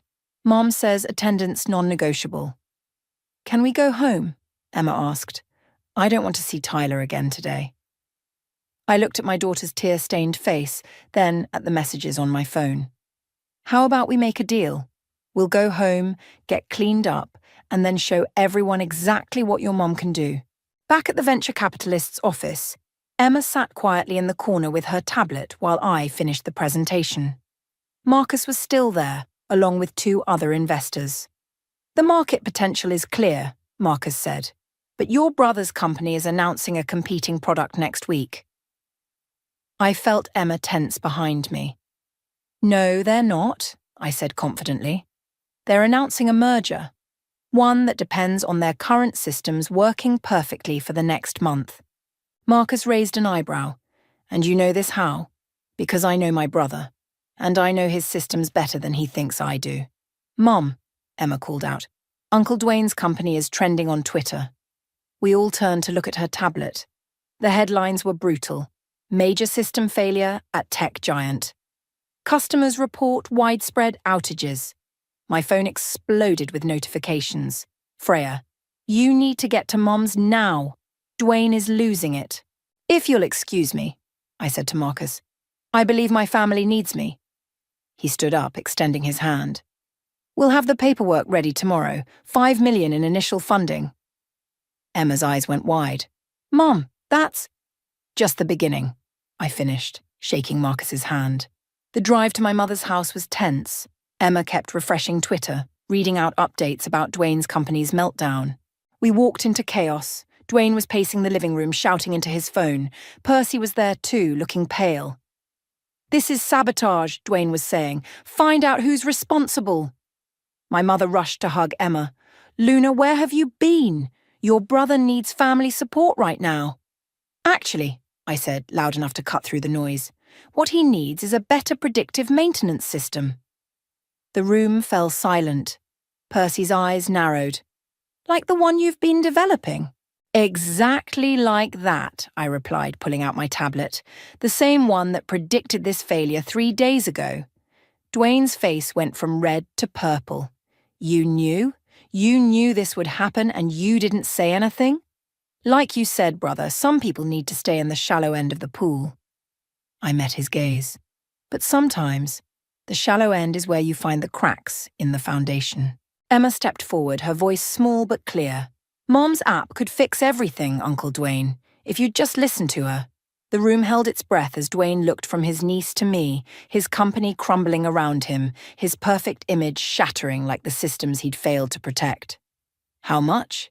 He finally asked. I smiled, thinking of Marcus's offer. Oh, brother, we're way past that now. Tech's newest rising star, the stay-at-home mom taking Silicon Valley by storm. The headline glared from my laptop screen as Ingrid paced our new office, fielding calls from reporters.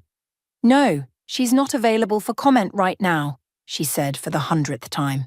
"Yes, we'll be at the tech conference next week. No, we're not discussing the rumours about TechVance's system failures." I closed the laptop, my head spinning. In just 3 days, our app had gone from secret project to viral sensation. Marcus's investment had made headlines, and our waiting list for beta testing was growing by the hour. "Mom!" Lily burst into the office, waving her phone. "You're trending on TikTok! Some girl made a video about you showing up her dad who said women can't code." "Wonderful," I muttered, just as my mother's number flashed on my screen. I let it go to voicemail. "Luna," Ingrid said, covering her phone's microphone. "Percy's here. He's demanding to see you." "Send him in." I straightened my jacket, grateful I'd chosen to wear my power suit today. Percy stormed in, his usual polished appearance slightly frayed. "This has gone far enough, Luna. You need to stop this media circus before it destroys your brother's company." "Funny," I said, keeping my voice level. "I don't remember Dwayne worrying about destroying other companies when he was buying them out. This is different. This is family." "Yes, it is." I stood up, and family should have recognized my potential instead of dismissing it. "Mom," Lily tugged at my sleeve, "Uncle Dwayne's on TV again." We all turned to the mounted screen where Dwayne was giving an emergency press conference. He looked tired, his usual confidence cracking around the edges. While we acknowledge the recent technical difficulties, TechVance remains committed to providing the highest quality service to our clients. "He's drowning," Percy said quietly. "Your little revenge project is working. Happy now?" Before I could respond, Sarah burst into the office. "Luna, you need to see this. Someone leaked internal emails from TechVance. They knew about the system vulnerabilities months ago but covered them up." My blood ran cold. "What?" "It's all over Twitter. The timestamps, the warning signs, everything." Sarah pulled up the feeds on her tablet. They ignored multiple red flags because fixing the issues would have delayed the merger. Percy's face went ash white. "Those emails were confidential. They were negligent," I corrected. "And now everyone knows it." My phone buzzed again. "Freya, turn on Channel 7 now." The news anchor's voice filled the room. Breaking news about TechVance's corporate practices. Sources claim the company's leadership, including CEO Dwayne Kelly, deliberately ignored warnings about system vulnerabilities. In related news, former employee Luna Kelly's new predictive maintenance app has been hailed as a potential solution to prevent such catastrophic failures. "Mum," Lily whispered. "You're famous." Percy stepped closer, his voice low. "Call off the dogs, Luna. Work with us. We can make this beneficial for everyone. Like Dwayne made things beneficial for me." I gestured to the screen where his press conference was imploding. "By treating me like a hobby coder playing house?" "You've made your point," he pleaded. "But this isn't just about Dwayne anymore. Thousands of jobs are at stake." My phone lit up with another call, this time from Marcus. "The tech conference wants you to give the keynote speech," he said when I answered.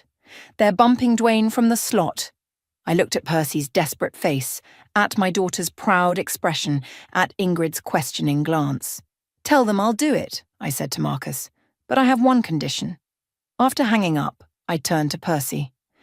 "Tell my brother I want a meeting, tonight, just the two of us. And if he refuses, then I'll tell my story at the keynote. All of it, including how TechVance's CEO treated his own sister's technological innovations."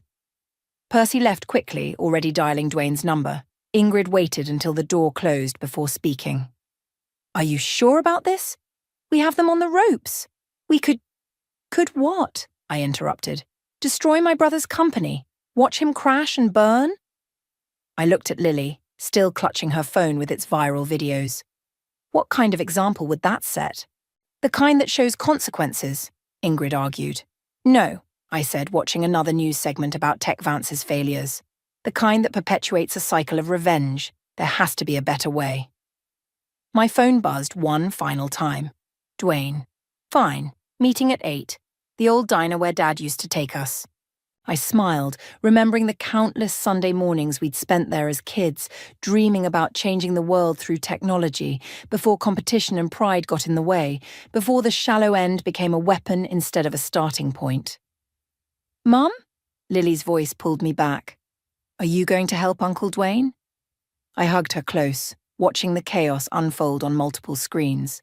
"No, sweetie, I'm going to help him help himself. Sometimes that's the best revenge of all." The neon sign of Joe's diner flickered in the evening darkness, just like it had 20 years ago. Dwayne was already there, occupying our old booth by the window, looking smaller somehow without his usual corporate armor.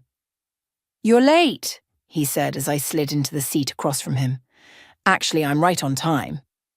I picked up the menu, though we both knew it hadn't changed in decades. "Still getting the blueberry pancakes?" "Cut the small talk, Luna." He pushed a stack of papers across the table. "Here's our offer. Full acquisition of your app, plus a senior position at Tech Vance." I didn't even glance at the papers. No. It's a generous offer. More than generous, considering... Considering what? I set down the menu. Considering I'm just playing house? Or considering your company is hemorrhaging clients while mine is trending on social media? The waitress appeared, coffee pot in hand. "Well, if it isn't the Kelly kids, your usual orders." "Yes," we said simultaneously, then glared at each other. After she left, Dwayne leaned forward. "What do you want, Luna? Revenge? Public humiliation? Because you're getting both." "I want what I've always wanted: recognition, respect, a seat at the table that isn't in the kids' section." "You walked away from the table," he snapped. "You chose to be a mother instead of..." "Instead of what? A real professional? Newsflash, Dwayne. I never stopped being an engineer. I just added mom to my skill set." The waitress returned with our orders. Blueberry pancakes for him, chocolate chip for me. Just like when we were kids and Dad would bring us here after his night shifts. "Remember what Dad used to say?" I asked, cutting into my pancakes. "About how technology should bring people together, not drive them apart." Dwayne's fork paused halfway to his mouth. "Don't bring him into this." "Why not? He's the reason we both went into tech. The difference is, I stayed true to his vision while you got lost in corporate politics." "I built an empire." "You built a house of cards," I corrected. "And now it's falling because you forgot the most basic principle of engineering.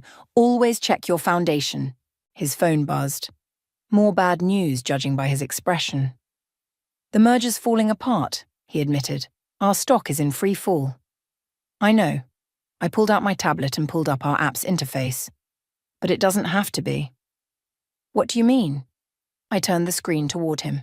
"This is a live simulation of your network. See these red spots? Their potential failure points are AI identified. And these green paths? They're solution roadmaps." Dwayne studied the screen, his engineer's mind engaging despite himself. "The prediction accuracy is remarkable." It should be. I used all those late-night coding sessions with Dad as inspiration. Remember how he taught us to think of networks as living organisms? "With interconnected systems that need to work in harmony," he finished, a ghost of a smile crossing his face. He would have loved this. "He would have loved seeing us work together on it." Dwayne looked up sharply. "Together?" I nodded. "I don't want to destroy Tech Vance, Dwayne. I want to transform it, not as your employee, but as your partner." "A partnership?" He laughed, but it wasn't his usual condescending chuckle. "The board would never approve. The board doesn't have a choice. Your company needs my technology, and my company needs your infrastructure. But more importantly..." I reached across the table and tapped his phone, where another crisis notification was flashing. "Your little sister needs to know her big brother still believes in her." The waitress appeared with fresh coffee. "You two remind me so much of your father right now," she said, filling our cups. "He always said his kids would change the world someday." After she left, Dwayne was quiet for a long moment. "You really think we could work together? After everything?"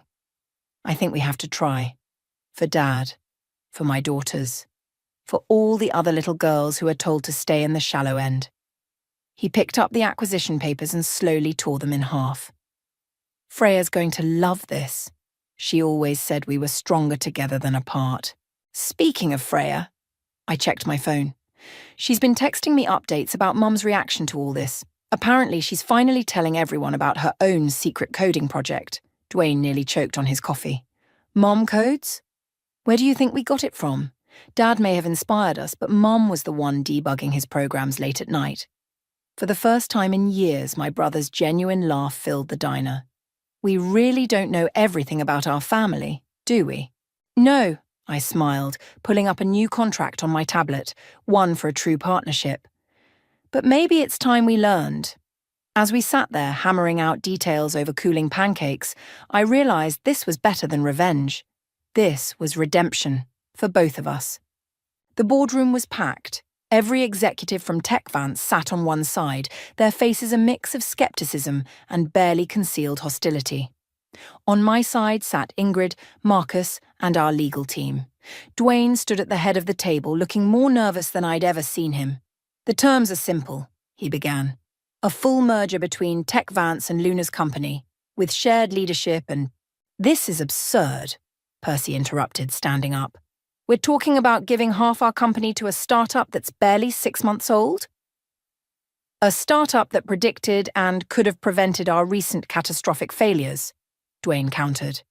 Which they suspiciously knew about in advance, Percy shot back, glaring at me. I stood up slowly. Would you like to see exactly how we knew? I brought receipts.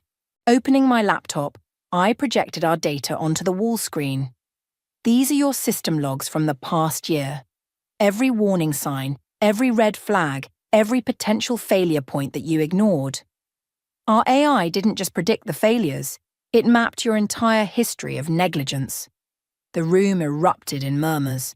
Percy's face turned red. Those logs are confidential. This is corporate espionage. Actually, Sarah spoke up from the back of the room, as head of data management, I authorized Luna's access months ago. It's all documented. Percy whirled on her. You betrayed us? No, Sarah said firmly. I protected us. Someone had to. Enough! Dwayne's voice cut through the chaos.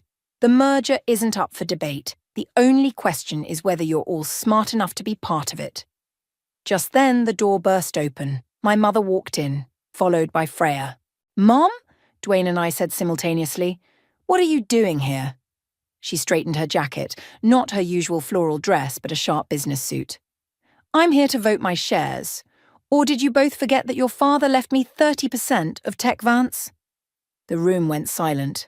Percy sank back into his chair.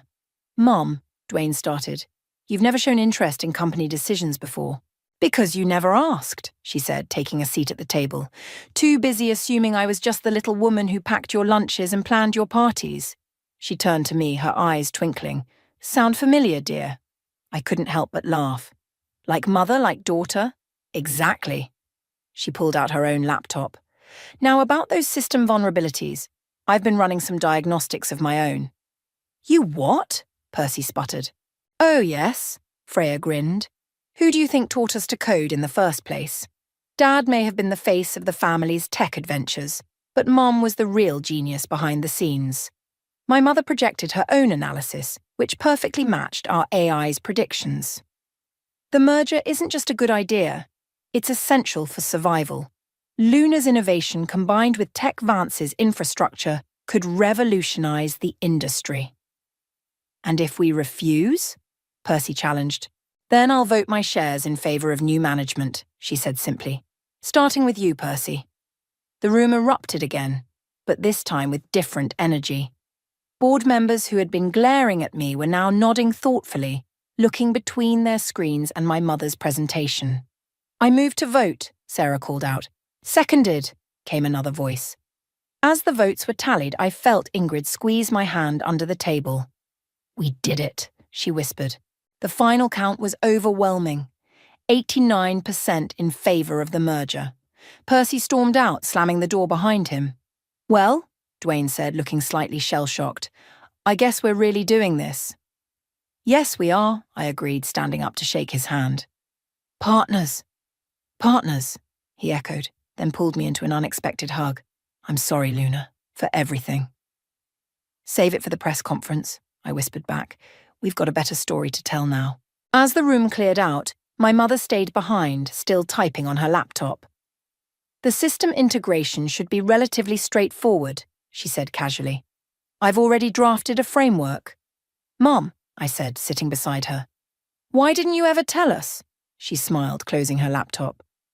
Sometimes the best way to support others is to let them find their own path. I knew you'd figure it out eventually, both of you.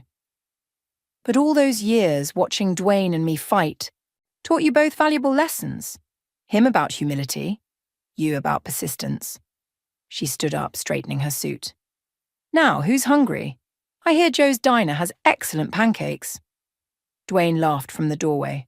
Some things never change. No, my mother said, looking between us with pride, but some things change for the better.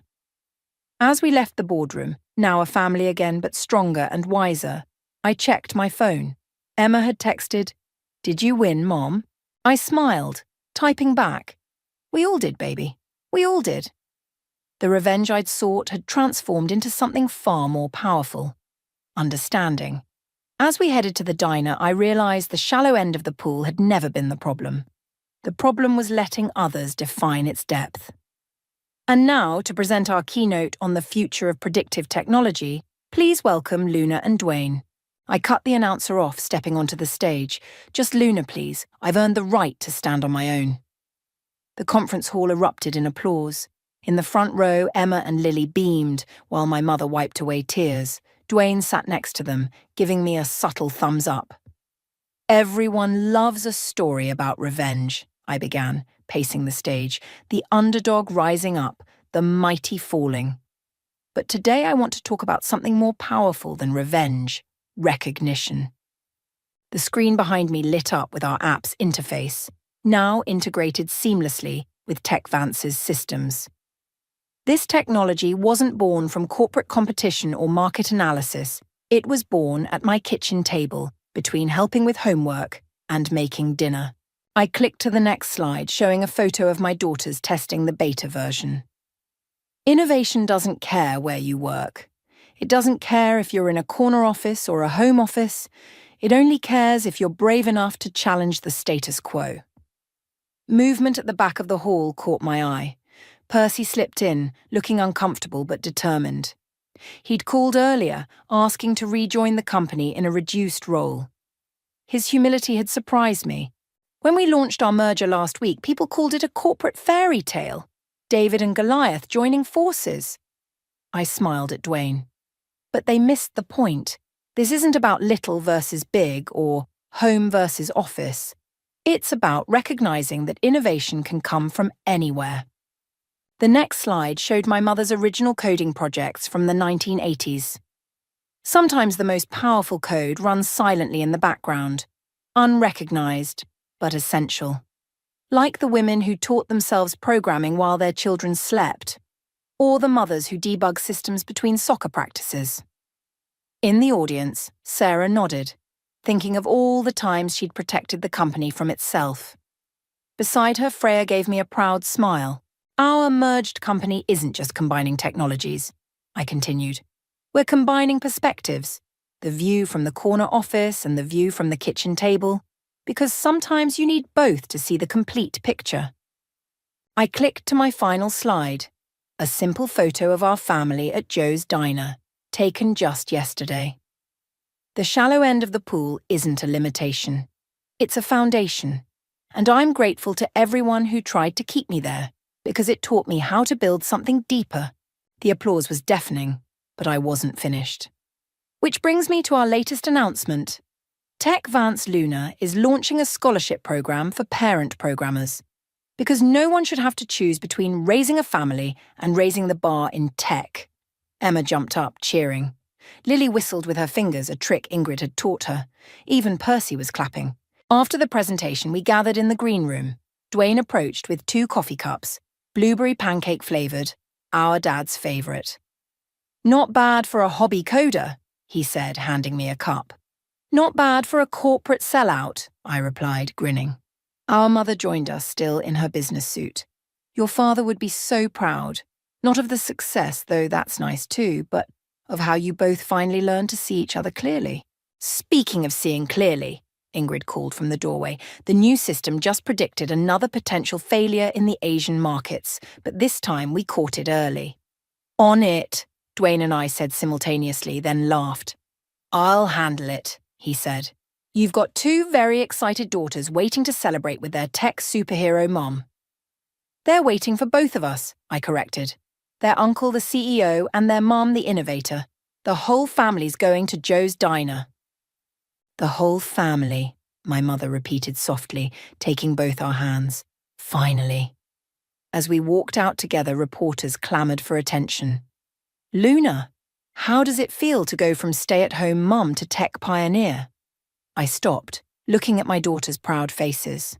I didn't go from one to the other. I've always been both. The world just wasn't ready to see it until now. Emma tugged at my sleeve. Mom, Tyler from school wants to know if he can join your coding camp this summer, the one for kids whose parents work in tech. Of course he can, I said, catching Percy's grateful look from across the room. Everyone's welcome in the shallow end. That's where all the best ideas start.